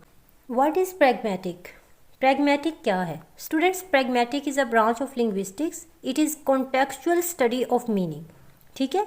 वर्ड्स के जो मीनिंग होते हैं उनकी कॉन्टेक्चुअल स्टडी करना प्रैग्मेटिक के अंदर आता है। प्रैग्मेटिक जो है वर्ड्स के मीनिंग की कॉन्टेक्चुअल स्टडी करना प्रैग्मेटिक्स कहलाता है। सिंपली वर्ड्स को इंटरप्रेट करना, ठीक है। वर्ड्स को इंटरप्रेट करना, अगर हम इसको आसान अल्फाज में समझने की कोशिश करें तो प्रैग्मेटिक सिर्फ लफ्ज़ों के मीनिंग नहीं बल्कि वर्ड्स के जो मीनिंग हैं उनकी कॉन्टेक्स्ट में स्टडी करना, बोलने वाले की जो बात है उसको पर्टिकुलर कॉन्टेक्स्ट में समझना ही प्रैग्मेटिक है। ठीक है, किसी भी अट्रस के जो पीछे की स्टोरी होती है उसको हम प्रैग्मेटिक कहते हैं। जैसे आप कोई बात करते हैं लेकिन आपने बात तो वो कर दी, आपका वो बात करने का मकसद क्या था, उस बात के पीछे की जो स्टोरी होगी, पीछे की जो कहानी होगी, उसको हम प्रैग्मेटिक कहेंगे। ठीक है, प्रैग्मेटिक की यहाँ पे हमारे पास कुछ डेफिनेशंस मौजूद हैं। The study of the relations of sine to interpret, Morris ने ये डेफिनेशन दी है। वो कहते हैं कि प्रैग्मेटिक जो है ये साइंस का रिलेशन है कि किस तरह से उनको इंटरप्रेट किया जाता है। ठीक है, pragmatics studies the factors that govern our choice of language in social interaction and the effects of our social and others. Pragmatic में देखा जाता है कि how context influence the way we use language, किस तरह से हम अपनी सोशल सिचुएशन के अकॉर्डिंग वर्ड्स को यूज़ करते हैं, वर्ड्स को चूज़ करते हैं, फ्रेजेस को चूज़ करते हैं जो हमारे कल्चर को, हमारी सोशल सिचुएशन जो है, जो हमारे कल्चर और हमारी सोशल सिचुएशंस पर बेस्ड हो। इसको हम एक एग्जांपल के थ्रू समझते हैं कि मिसाल लेते हैं यहाँ पे। लेट्स सपोज कि आप अपने किसी दोस्त से बात कर रहे हैं। ठीक है, आप जिस टोन में बात कर रहे हैं, जिस लहजे में बात कर रहे हैं, जो वर्ड्स यूज़ कर रहे हैं, वही वर्ड्स, वही टोन, वही लहजा आपका चेंज हो जाता है जब आप अपने बॉस से बात करते हैं। ठीक है, तो प्रैग्मेटिक के अंदर ये देखा जाता है कि just why you adjust your language in these different context, तो किस तरह से ये चॉइसेस आपकी कम्युनिकेशन को अफेक्ट कर रही होती हैं, यानी किस तरह से मीनिंग शेप दिए गए हैं, ना सिर्फ लफ्ज़ों से बल्कि उस कॉन्टेक्स्ट से भी जिसमें आप वो यूज़ कर रहे हैं। नेक्स्ट डेफिनेशन है हमारे पास, pragmatics can be usefully defined as the study of how utterances have meanings in situation. Second definition में हम देखते हैं कि किस तरह से हमारी जो बात है, जो बात हमने बोली है, या हमारे बोले हुए जो वर्ड्स हैं वो मौजूदा सिचुएशन पर किस तरह से डिपेंड करते हैं। आप इसको एग्जांपल के थ्रू समझते हैं कि आप किसी को कहते हैं can you close the window, क्या आप विंडो क्लोज कर सकते हैं।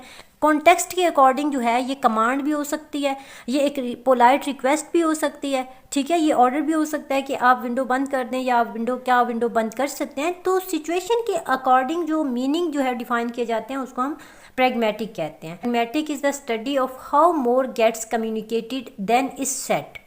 प्रैग्मेटिक फोकस करती है कि किस तरह से हम सिर्फ लफ्ज़ों से किस तरह से ज़्यादा अंडरस्टैंडिंग कर सकते हैं, मतलब जो बात बोली गई है उस बोली गई बात से बढ़ के हम किस तरह से समझ सकते हैं। जैसे हमने राइटर ने कोई बात की है, या फिर आपके सामने आपकी मदर या फिर आपके फादर कोई बात करते हैं, तो अगर देखा जाए अपेरेंटली तो वो आपको जस्ट कहते हैं यू मे गो, ठीक है, आप यहाँ से जा सकते हैं, लेकिन उसके जो बैकग्राउंड में स्टोरी होगी वो आप ही समझ सकते हैं। वो सिचुएशन जिसमें हम ज़्यादा चीज़ को समझ जाते हैं, इतना बोला नहीं गया होता तो उससे ज़्यादा हम उस चीज़ को समझ जाते हैं। Pragmatic is the study of the speakers meaning. Pragmatic is the study of contextual meanings. Contextual meaning को स्टडी करना। फ्रेंड्स, अगर हम हिस्टोरिकल बैकग्राउंड ऑफ प्रैग्मेटिक्स को देखें तो सबसे पहले हमें समझना है कि वर्ड प्रैग्मेटिक जो है ये कहाँ से ड्राइव हुआ है। तो वर्ड प्रैग्मेटिक जो है ये ड्राइव हुआ है लैटिन एंड ग्रीक वर्ड प्रैग्मेटिकोस से, जिसका मतलब है बीइंग प्रैक्टिकल।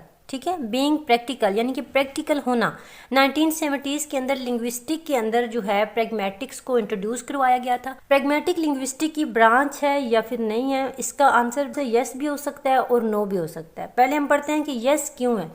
क्यों कहा गया है कि ये लिंग्विस्टिक एक ब्रांच है, क्योंकि कुछ लोगों के लिए प्रैग्मेटिक जो है वो लिंग्विस्टिक की ब्रांच किस तरह से है, जैसे सीमेंटिक्स, सिंटैक्स, मॉर्फोलॉजी, फोनेटिक्स, ये तमाम ब्रांचेस हैं लिंग्विस्टिक की। इसी तरह से प्रैग्मेटिक भी जो है वो विद इन टाइम पॉपुलर होती गई। इस वजह से लिंग्विस्टिक और लैंग्वेज की बुक्स में इसको शामिल किया गया। तो कहा जाता है कि ये लिंग्विस्टिक की एक ब्रांच है। ठीक है, तो लिंग्विस्टिक की एक ब्रांच क्यों नहीं है? बहुत सारे लोग कहते हैं कि ये लिंग्विस्टिक की एक ब्रांच नहीं है। ठीक है, तो वो क्यों इस तरह से कहते हैं? नो इसलिए कहते हैं क्योंकि कुछ लोगों के लिए प्रैग्मेटिक्स में लैंग्वेज प्रोडक्शन, ठीक है, समाजी और इंफरादी जो नॉर्म्स आती हैं, क्या जैसा कि प्रैग्मेटिक्स में जस्ट कॉन्टेक्चुअल स्टडी की जाती है। ठीक है। सोशल इंटरेक्शन में चॉइस ऑफ लैंग्वेज पर फोकस किया जाता है कि हमारी अटरेंस जो है, हमारी बात, हमारा जो बिहेवियर है वो सोशल सिचुएशन के अकॉर्डिंग किस तरह से उससे मीनिंग अखज़ किए जाते हैं, किस तरह से उससे मीनिंग्स निकाले जाते हैं, ये तमाम चीज़ें जो है वो प्रैग्मेटिक्स के अंदर देखी जाती हैं। तो इस वजह से कुछ लोगों के अकॉर्डिंग कुछ लोग कहते हैं कि ये प्रैग्मेटिक्स जो है ये लिंग्विस्टिक की एक ब्रांच नहीं है, ठीक है। तो कुछ लोग कहते हैं कि लिंग्विस्टिक एक ब्रांच है। आई होप आपको ये डिफरेंस अच्छे से समझ आया होगा। आप ये नोट्स जो हैं वो पेपर में भी यूज़ कर सकते हैं। प्रैग्मेटिक जो है ये मीनिंग की स्टडी है, जिस तरह से सिमेंटिक जो है वो मीनिंग की स्टडी है, तो प्रैग्मेटिक भी मीनिंग की स्टडी है। अगर लैंग्वेज की एनालिसिस में हम देखें तो सबसे पहले हमारे पास फोनेटिक्स आता है, जिसमें हम साउंड्स की स्टडी करते हैं। फिर हम फोनोलॉजी को पढ़ते हैं। फोनोलॉजी के अंदर ह्यूमन स्पीच साउंड के जो पैटर्न्स होते हैं उनको स्टडी करते हैं। फिर हम मोर्फोलॉजी की अगर बात करें तो मोर्फोलॉजी के अंदर वर्ड्स फॉर्मेशन की स्टडी होती है। Then we have syntax. Syntax के अंदर वर्ड्स ऑर्डर को स्टडी करते हैं। वर्ड्स सेंटेंसेस किस तरह से फॉर्म दिए जाते हैं, किस तरह से उनको अरेंज किया जाता है, इस चीज़ की स्टडी हम सिंटैक्स के अंदर करते हैं। Then we have semantics. Semantics के अंदर जो है वर्ड्स के मीनिंग के ऊपर फोकस किया जाता है और किस तरह से डिफरेंट वर्ड्स से हम डिफरेंट मीनिंग्स निकालते हैं। देन हमारे पास आती है प्रैग्मेटिक्स। प्रैग्मेटिक्स के अंदर देखा जाता है कि वर्ड्स के मीनिंग का कॉन्टेक्स्ट क्या होता है, उसका जो एक बैक सीन होता है, बैक मीनिंग होता है, वो क्या होता है, यानी लफ्ज़ों के मीनिंग में उस बात का कॉन्टेक्स्ट क्या रोल प्ले करता है। इसको एग्जाम्पल से समझते हैं। जैसे अगर आप किसी को थैंक यू बोलते हैं तो आपने किसी से कुछ लिया, आप या किसी ने आपके लिए कुछ काम किया तो आप उसको थैंक यू बोलते हैं। तो थैंक यू का अगर हम कॉन्टेक्चुअल एनालिसिस देखें तो वो ये होगा कि आप उस इंसान से खुश हैं, ठीक है, उसने जो आपकी हेल्प की है आप उससे सेटिस्फाइड है, तब आपने उसको थैंक यू बोला। प्रैग्मेटिक के अंदर अगर हम इसको समझें तो हमें ये समझने में हेल्प मिलती है कि थैंक यू का लफ्जी मतलब जो है वो सिर्फ शुक्रिया अदा करना नहीं, बल्कि उसके पीछे की जो फीलिंग्स होती हैं, जो थॉट्स होती हैं, जो सेटिस्फेक्शन होती है उस वर्ड के पीछे, उसके ऊपर बेस्ड है, ठीक है। तो इस चीज़ की स्टडी हम जो है वो प्रैग्मेटिक्स के अंदर करते हैं।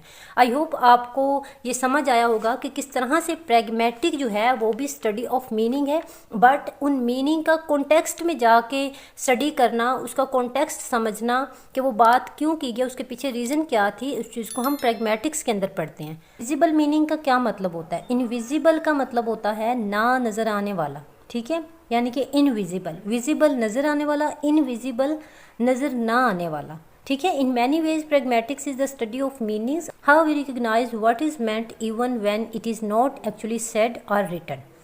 प्रैग्मेटिक्स के अंदर अगर हम इनविजिबल मीनिंग को देखें तो इनविजिबल मीनिंग्स वो मीनिंग्स होते हैं जो ज़ाहिर तो नहीं होते, लेकिन हमें खुद से उस अटरेंस से वो मीनिंग निकालने होते हैं, ठीक है। जब ऐसा कुछ कहा गया हो जिसमें वो बात क्लियरली बोली भी ना गई हो, क्लियरली लिखी भी ना गई हो, लेकिन हमें खुद से उस मीनिंग को समझना हो, तो उसको हम इनविजिबल मीनिंग कहते हैं। जब दो लोग आपस में कोई बात करें तो बोलने वाला कुछ ऐसा कह दे कि सुनने वाला जो है वो बाकी की बात खुद ही समझ जाए कि इसने ये बात क्यों कही है।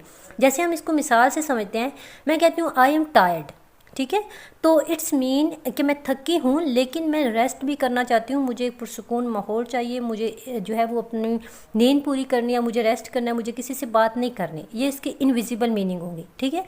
इसको एक और एग्जांपल से समझते हैं। He is line on the battlefield, वो क्या है, वो लाइन है बैटलफील्ड में।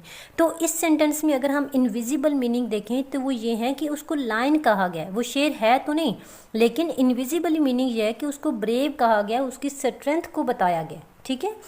तो लिटरल वर्ड्स से बियॉन्ड जो मीनिंग्स होते हैं उनको हम इनविजिबल मीनिंग्स कहते हैं। टेक्स्ट क्या है स्टूडेंट्स? कॉन्टेक्स्ट से मुराद the meaning of the text is not in the words alone but in what we think the writer intended to communicate in that context. Context से मुराद ये है कि जो लफ्ज़ लिखे हैं उनको लिखने के पीछे राइटर का क्या इंटेंशन थे, ठीक है, उसने वो क्यों लिखा, उसका मकसद क्या था, उसके माइंड में क्या चल रहा था जिसको उसने कन्वे करने के लिए, जिसको बताने के लिए उसने वो टेक्स्ट लिखा, ठीक है। इसको एग्जाम्पल के साथ समझते हैं। जैसा कि एक शॉप के बाहर एक बैनर लग गया, ठीक है, जिस पे लिखा है baby and toddlers sale. Toddlers वो बच्चे होते हैं जो घुटनों के बल चलते हैं, ठीक है, घुटनों के बल चलने वाले बच्चों को टॉडलर्स कहा जाता है। अब ये लिखा है कि बच्चों की सेल, ठीक है, बच्चों की सेल लिखा है, baby and toddlers sale. It doesn't mean कि बच्चों को बेचा जाता है, यहाँ पर उनकी सेल लगी हुई है, ठीक है। इसके पीछे का जो कॉन्टेक्स्ट है वो ये है कि बच्चों के क्लॉथ्स की सेल लगी है, ठीक है। लेकिन हमें ये समझना है कि यहाँ पे कोई वर्ड जो है क्लॉथ नहीं लिखा, लेकिन इस टेक्स्ट की अगर हम इंटरप्रिटेशन करें, प्रैग्मेटिक इंटरप्रिटेशन करें, तो ये साफ जाहिर है कि बच्चों के कपड़ों पर सेल लगी है। ठीक है स्टूडेंट्स, आई होप आपको कॉन्टेक्स्ट की अच्छे से समझ आई होगी। कॉन्टेक्स्ट की दो टाइप्स होती हैं। ठीक है, एक होता है फिजिकल कॉन्टेक्स्ट और एक होता है लिंग्विस्टिक कॉन्टेक्स्ट। फिजिकल कॉन्टेक्स्ट क्या होता है? It indicates where the communication is taking place. ठीक है, उस जगह की बात हो रही होती है जहाँ पर कम्युनिकेशन हो रही होती है। ठीक है, फिजिकल कॉन्टेक्स्ट वो रियल प्लेस या इन्वायरमेंट होता है जहाँ पर बात हो रही हो। ठीक है, लोकेशन भी कहते हैं इसको। ठीक है, जैसे अगर हम बैंक के बाहर खड़े हैं और हम पैसे निकलवाने की या भेजने की बात कर रहे हैं, तो डेफिनेटली इट्स मीन कि बैंक जो है वो बैंक की बात हो रही है जहाँ पर पैसे रखे जाते हैं। लिंग्विस्टिक कॉन्टेक्स्ट से क्या मुराद है स्टूडेंट्स? लिंग्विस्टिक कॉन्टेक्स्ट के अंदर वर्ड्स, फ्रेजेस या फिर सेंटेंसेस शामिल हैं। ठीक है, linguistic context also called cotext. Cotext is surrounding words used in same sentence. जैसे हम मिसाल से समझते हैं, I get to the bank to cash a cheque. जैसे ये मिसाल है कि मुझे बैंक जाना है चेक कैश करवाने के लिए, तो इस जुमले का अगर हम लिंग्विस्टिक कॉन्टेक्स्ट देखें तो इस जुमले के अंदर बैंक की बात हो रही है जहाँ पर पैसे रखे जाते हैं या फिर निकलवाए जाते हैं, तो इसको हम लिंग्विस्टिक कॉन्टेक्स्ट कहते हैं। और वो जगह जहाँ पर बात हो रही हो उसके बारे में, जहाँ पर आप खड़े होकर बात कर रहे हैं, उसी जो है वो जगह के बारे में, उसी रूम के बारे में, उसी लोकेशन के बारे में अगर आप बात करें तो उसको हम फिजिकल कॉन्टेक्स्ट कहेंगे। डेक्सिस क्या होता है स्टूडेंट्स? डेक्सिस का मतलब पहले समझना है। डेक्सिस का मतलब होता है पॉइंट करना, इशारा करना। एक तो हम आंखों से इशारा करते हैं, हाथ से इशारा करते हैं, फिंगर से इशारा करते हैं, बट डेक्सिस में ऐसा इशारा नहीं बल्कि वर्ड्स को यूज़ करके इशारा करना। डेक्सिस में फर्दर 3 कैटेगरीज आती हैं, जैसे पर्सन डेक्सिस।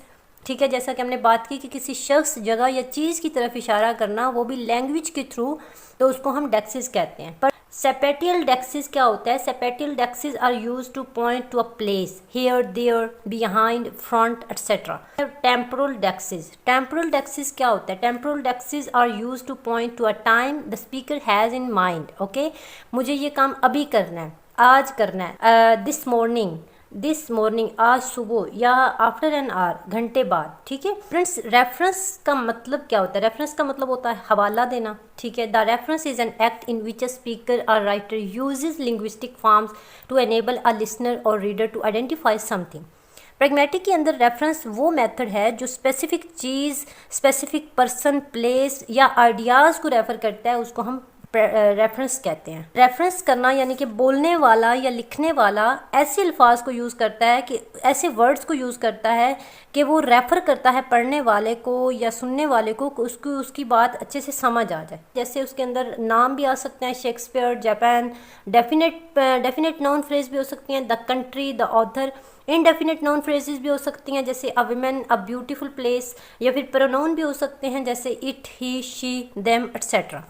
अब आपको मैं रेफरेंस जो है वो एक एग्जाम्पल के थ्रू बताती हूँ। इकरा एक किताब पढ़ रही है, ठीक है, वो उससे लुत्फ़अंदोज़ हो रही है। इकरा एक बुक पढ़ रही है, ठीक है, और वो उस बुक से लुत्फ़अंदोज़ हो रही है या वो उसको एंजॉय कर रही है।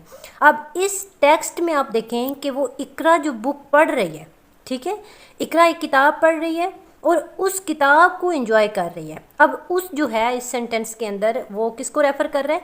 उस बुक को, ठीक है। तो ये चीज़ जो है रेफरेंस कहलाती है। What is inference? इन्फेरेंस क्या है? अब an inference is additional information used by the listener to create a connection between what is said and what must be meant. यानी सुनने वाला या पढ़ने वाला खुद से चीज़ों को समझने की कोशिश करता है तो उसको इन्फेरेंस कहते हैं, ठीक है। जैसे किसी राइटर ने कोई बात लिख दी, अब जब आप उसे पढ़ते हैं आपको उसकी बात समझ में नहीं आती तो आप खुद से एग्जांपल्स माइंड में लाते हैं, खुद से मिसालें देकर, खुद से उस बात को अपनी लाइफ के साथ, अपनी डे टू डे रूटीन के साथ कनेक्ट करके उसको समझने की कोशिश करते हैं। तो इसको प्रैग्मेटिक के अंदर इन्फेरेंस कहा जाता है। एनाफोरा का क्या मतलब है? एनाफोरा का अगर हम सिंपली मीनिंग समझें तो एनाफोरा का मतलब है रेफरिंग बैक रेफर करना, ठीक है, यानी कि जो बात हो चुकी हो उसकी तरफ इशारा करना। Is an anaphora reference is a second और subsequent reference to an already introduced referent. Anaphora में ऐसे वर्ड्स या फ्रेजेस आती हैं जो रेफर बैक करती हैं, ठीक है, जो बात ऑलरेडी हो चुकी हो उसकी तरफ इशारा करना। उस एनाफोरा रेफरेंस को सेकंड और सब्सिक्वेंट रेफरेंस कहते हैं। जो बात ऑलरेडी हो चुकी हो, ठीक है, जो बात हो चुकी हो उसको एंटीसीडेंट कहते हैं, और जिस बात की तरफ इशारा किया जा रहा हो वापस, जिसको वापस रेफर किया जा रहा हो, उसको हम एनाफोरा कहते हैं। एंटीसीडेंट अब क्या है, हमने जैसे कि बात की कि जो ऑलरेडी बात हो चुकी होती है उसको एंटीसीडेंट कहते हैं, और उसकी तरफ जो इशारा होता है, जो वापस उसको बैक रेफर किया जाता है, उसको एनाफोरा कहते हैं। एंटीसीडेंट क्या होता है, जैसे मैं एग्जाम्पल से आपको बताती हूँ। एंटीसीडेंट एक एग्जाम्पल है, I went to the store, ठीक है, I went to the store, it was closed, वो बंद हो चुका था, ठीक है, इट वॉज क्लोज्ड। अब देखें यहाँ पे वर्ड इट यूज़ हुआ है, वो वापस रेफ़र कर रहा है I went to the store, store को रेफ़र कर रहा है, तो यहाँ पे जो इट वर्ड है ये एनाफोरा है, और जो I went to the store है यहाँ पे ये क्या है, एंटीसीडेंट है। Antecedent is a linguistic expression which provides the interpretation of for a second expression. Second expression के लिए जो है वो हमें ऑलरेडी एक्सप्रेशन प्रोवाइड कर होता है which has little meaning of its own, ठीक है। प्रीसपोजिशन का क्या मतलब होता है, प्रीसपोजिशन, सपोज का मतलब होता है अज्यूम करना, सपोज करना, ठीक है। प्रीसपोजिशन का मतलब होता है अज्यूम्ड नॉलेज। कोई भी बात करने से पहले जब आपके पास नॉलेज, आप कोई नॉलेज पर अज्यूम करते हैं, उसको हम प्रीसपोजिशन कहते हैं। Presupposition is something that speaker assumed to be the case prior to making an utterance. Utterance, कोई भी बात करने से पहले अगर स्पीकर जो है कोई ऐसा नॉलेज अज्यूम कर रहा है जो उस बात की तरफ इशारा कर रहा है, तो उसको हम प्रीसपोजिशन कहते हैं। प्रीसपोजिशन के अंदर जो है बैकग्राउंड एग्जम्पशंस आते हैं या इन्फॉर्मेशन आती है कन्वर्सेशन के अंदर जो यूज़ होती है। पर प्रीसपोजिशन जो होती है वो अनस्टेटेड होती है। इसको एग्जांपल के थ्रू समझते हैं ताकि आपको क्लियरली इसकी समझ आ जाए। तुम्हारा भाई तुम्हें ढूंढ रहा है। अपेरेंटली अगर हम देखें तो यहाँ पे जस्ट ये लिखा है कि तुम्हारा भाई तुम्हें ढूंढ रहा है, ठीक है, लेकिन इसमें प्रीसपोजिशन क्या थी, इसमें प्रीसपोजिशन ये है, अंदर ये ऑब्वियस है कि आपका कोई भाई भी है, ठीक है, यानी कि ये नहीं उसने बताया कि तुम्हारा एक भाई है जो तुम्हें ढूंढ रहा है, बल्कि उसने ये कहा है कि तुम्हारा भाई तुम्हें ढूंढ रहा है। इट्स मीन इस सेंटेंस के अंदर जो प्रीसपोजिशन नॉलेज है वो ये है कि तुम्हारा एक भाई भी है, जो कि इस फिक्रे में उसने बात नहीं की लेकिन तुम्हें कहा है कि तुम्हारा भाई तुम्हें ढूंढ रहा है। पॉइंट है हमारे पास प्रैग्मेटिक मार्कर्स। प्रैग्मेटिक मार्कर्स क्या होते हैं students? Pragmatic markers can be used to mark a speaker's attitude to the listener और what being said. Pragmatic markers जो है ये स्पीकर इसलिए यूज़ करता है कि वो अपने लिसनर को जो है उसको एंगेज कर पाए, अपनी बात समझा पाए, उसको अपनी बात के साथ एंगेज कर पाए, तो वो जो है प्रैग्मेटिक मार्कर्स का यूज़ करता है। Pragmatic speaker can use to indicate that knowledge is being treated to as shared and I mean to self correct और to make an attempt to clarify something. अच्छा, अक्सर हम अपनी कन्वर्सेशन में use करते हैं यू नो, ठीक है, यू नो दैट। तो इसका मतलब ये है कि हम ये इसलिए प्रैग्मेटिक मार्कर यूज़ कर रहे हैं कि जो नॉलेज हमारे जो लिसनर है उसके पास ऑलरेडी मौजूद हो, उसको ऑलरेडी पता हो, ठीक है। जैसा कि हमने पहले कोई प्रॉब्लम उससे शेयर की होती है तो दोबारा हम प्रॉब्लम का कुछ अगला हिस्सा उसके साथ शेयर करते हैं, तो हम कहते हैं यू नो दैट कि मैं ऐसे कर चुकी हूँ पहले या मैं वैसे कर चुकी हूँ। तो इसको हम इसलिए यूज़ करते हैं ताकि हम अपने स्पीकर, अपने सुनने वाले को एंगेज कर सकें। फिर हम यूज़ करते हैं आई मीन, ठीक है। आई मीन का मतलब है कि सेल्फ करेक्ट करना खुद को। जैसे हम कोई बात करते हैं तो अगले को अगर वो समझ आ भी गई है लेकिन हमें लग रहा है कि वो अगले को समझ नहीं आई, तो हम यूज़ करते हैं I mean to say that. इस तरह से जो वर्ड्स हम यूज़ करते हैं उसको हम प्रैग्मेटिक मार्कर्स कहते हैं। स्पीच एक्ट थ्योरी क्या है स्टूडेंट्स? स्पीच एक्ट थ्योरी सबसे पहले एक फिलोसफर हैं जिनका नाम है जॉन ऑस्टिन। उन्होंने 1962 के अंदर अपने एक वर्क के अंदर दी थी, जिस वर्क का नाम है how to do things with words. Speech act theory के अंदर ये तमाम एक्शंस मौजूद होते हैं, ठीक है। रिक्वेस्ट करना, कमांड करना, क्वेश्चन करना, इन्फॉर्म करना, ठीक है। When we use language to do something is called speech act. जब हम लैंग्वेज को यूज़ करके कोई काम करवाते हैं तो उसको हम कहते हैं स्पीच एक्ट, ठीक है। जैसा कि स्पीच एक्ट से आपको समझ आ रही होगी। Speech act for example if you say I will be there at 6, मैं 6 बजे यहाँ पे होऊंगा, ठीक है। अब यहाँ पे इस सेंटेंस के अंदर आप सिर्फ बात नहीं कर रहे, not just uttering a sentence, you seem to be performing the speech act of promising. आप प्रॉमिस कर रहे हैं कि आप 6 बजे यहाँ पे मौजूद होंगे। स्पीच एक्ट थ्योरी के जो हैं वो कुछ इंपॉर्टेंट कंपोनेंट्स मौजूद हैं। सबसे पहले हमारे पास है लोकेशनरी एक्ट। द लोकेशनरी एक्ट क्या होता है? लोकेशनरी एक्ट फोकस करता है स्टेटमेंट्स पे। वर्ड्स पे फोकस करता है, ठीक है, without considering the additional layers. Locutionary act जो है वो जस्ट जो बोलने वाला है, जो स्पीकर है, उसके अल्फाज क्या हैं उसको हम लोकेशनरी एक्ट के अंदर देखते हैं, ठीक है, या वो जो लिखता है, जो वो बोलता है, उसके ऊपर फोकस होता है लोकेशनरी एक्ट के अंदर। जैसे कि एक एग्जांपल लेते हैं, क्लोज द विंडो, विंडो बंद कर दो। अब सिमेंटिकली और सिंटैक्टिक एस्पेक्ट जो हैं वो इसके क्लोज द विंडो, विंडो बंद कर दो, या आप कहते हैं आज बारिश हो रही है, तो ये एक बोलना जो है आपका अटरेंस, आपकी जो बात है, ये एक सिर्फ हकीकत को बयान कर रही है, ठीक है, ये जस्ट एक रियलिटी को दिखा रही है। इसके अंदर आप जस्ट ये कह रहे हैं कि आज बारिश हो रही है या विंडो बंद कर दो, ठीक है, इसका हम और कोई भी एडिशनल लेयर जो है वो इसके अंदर ऐड नहीं कर सकते। इलोकेशनरी एक्ट, इलोकेशनरी एक्ट को अगर आप 2 वर्ड्स में समझने की कोशिश करें तो it's mean intentions behind an utterance. ऊपर हमने बात की थी जस्ट अटरेंस के बारे में, स्टेटमेंट के बारे में, लेकिन इलोकेशनरी के अंदर जो बोलने वाला है उसकी इंटेंशंस क्या हैं, ठीक है। जब स्पीकर इलोकेशनरी एक्ट परफॉर्म करता है तो वो सिर्फ कुछ बोलता नहीं है, ठीक है, बल्कि वो अपने वर्ड्स से कोई काम भी करवा रहा होता है। Real intended meaning conventional force, ठीक है। इसकी एग्जांपल किस तरह से हम समझ सकते हैं, जैसा कि आपका जो मकसद है, जैसे आप कहते हैं the person who is talking is cold, ठीक है, जो पर्सन बात करे वो बहुत कोल्ड है। मेकिंग प्रोमिस, वादा करना, ठीक है। अगर आप अपने वर्ड्स से कोई काम भी ले रहे हैं, ये इस बात का अमल है। इलोकेशनरी एक्ट के अंदर वो वर्ड्स आते हैं जो आपकी अटरेंस, यानी आपके अल्फाज जो हैं उनके पीछे एक मकसद है, एक नीयत है, ठीक है। जैसे आप कहते हैं मैं वादा करता हूँ कि मैं तुम्हारी मदद करूँगा, तो ये इलोकेशनरी अमल है, क्योंकि आप एक वादा कर रहे हैं। यहाँ पे आपके जो वर्ड्स हैं वो आपकी इंटेंशंस शो कर रहे हैं कि आप जो है उसको अपनी मदद पेश करें, या उसको कह रहे हैं कि मैं तुम्हारी मदद हर हाल में करूँगा, ये मेरा तुमसे वादा है, ठीक है। तो इसको हम कहते हैं illocutionary act. Students, perlocutionary act is about setting the stage for communication, for performing illocutionary act, locutionary act, उस सब के लिए हमें एक स्टेज एक जो है वो सेटिंग बनानी होती है, एक ऐसी जगह या एक ऐसी कंडीशन जिसमें आप वो एक्ट परफॉर्म कर सकें, वो बात कर सकें, ठीक है। जैसा कि अगर आप इसको एग्जांपल के थ्रू समझें तो आप देख सकते हैं कि आप किसी से अगर रिक्वेस्ट कर रहे हैं, ठीक है, आप किसी से कोई दरख्वास्त करना चाहते हैं, तो इस बात का यकीन करना कि वो आपकी तरफ मुतवज्जो है, ठीक है, यानी कि जो सुनने वाला है वो मौजूद है और आपकी बात सुन रहा है और उसको जवाब दे रहा है, आपको आंसर कर रहा है, ठीक है। तो अगर वो सुनने वाला और बात करने वाला दोनों रेडी है बात करने के लिए, तो इट्स मीन कि ये क्या है, प्री लोकेशनरी एक्ट है, ठीक है। प्री लोकेशनरी एक्ट यानी कि एक्ट परफॉर्म करने से पहले प्री लोकेशनरी, ठीक है। The action of closing the window, ठीक है, the action of closing the window and do you smoke. Next person कहता है यस थैंक्स, तो वो उसको कहता है I wasn't offering just asking, मैं आपको ऑफर नहीं कर रहा बल्कि जस्ट पूछ रहा हूँ, ठीक है।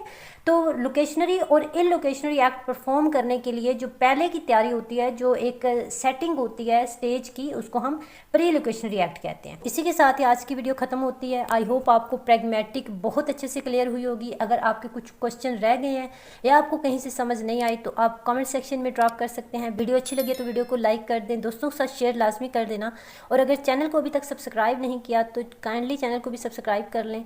अपना रखिए ढेर सारा ख्याल, मिलते हैं नेक्स्ट वीडियो में। अल्लाह हाफिज़।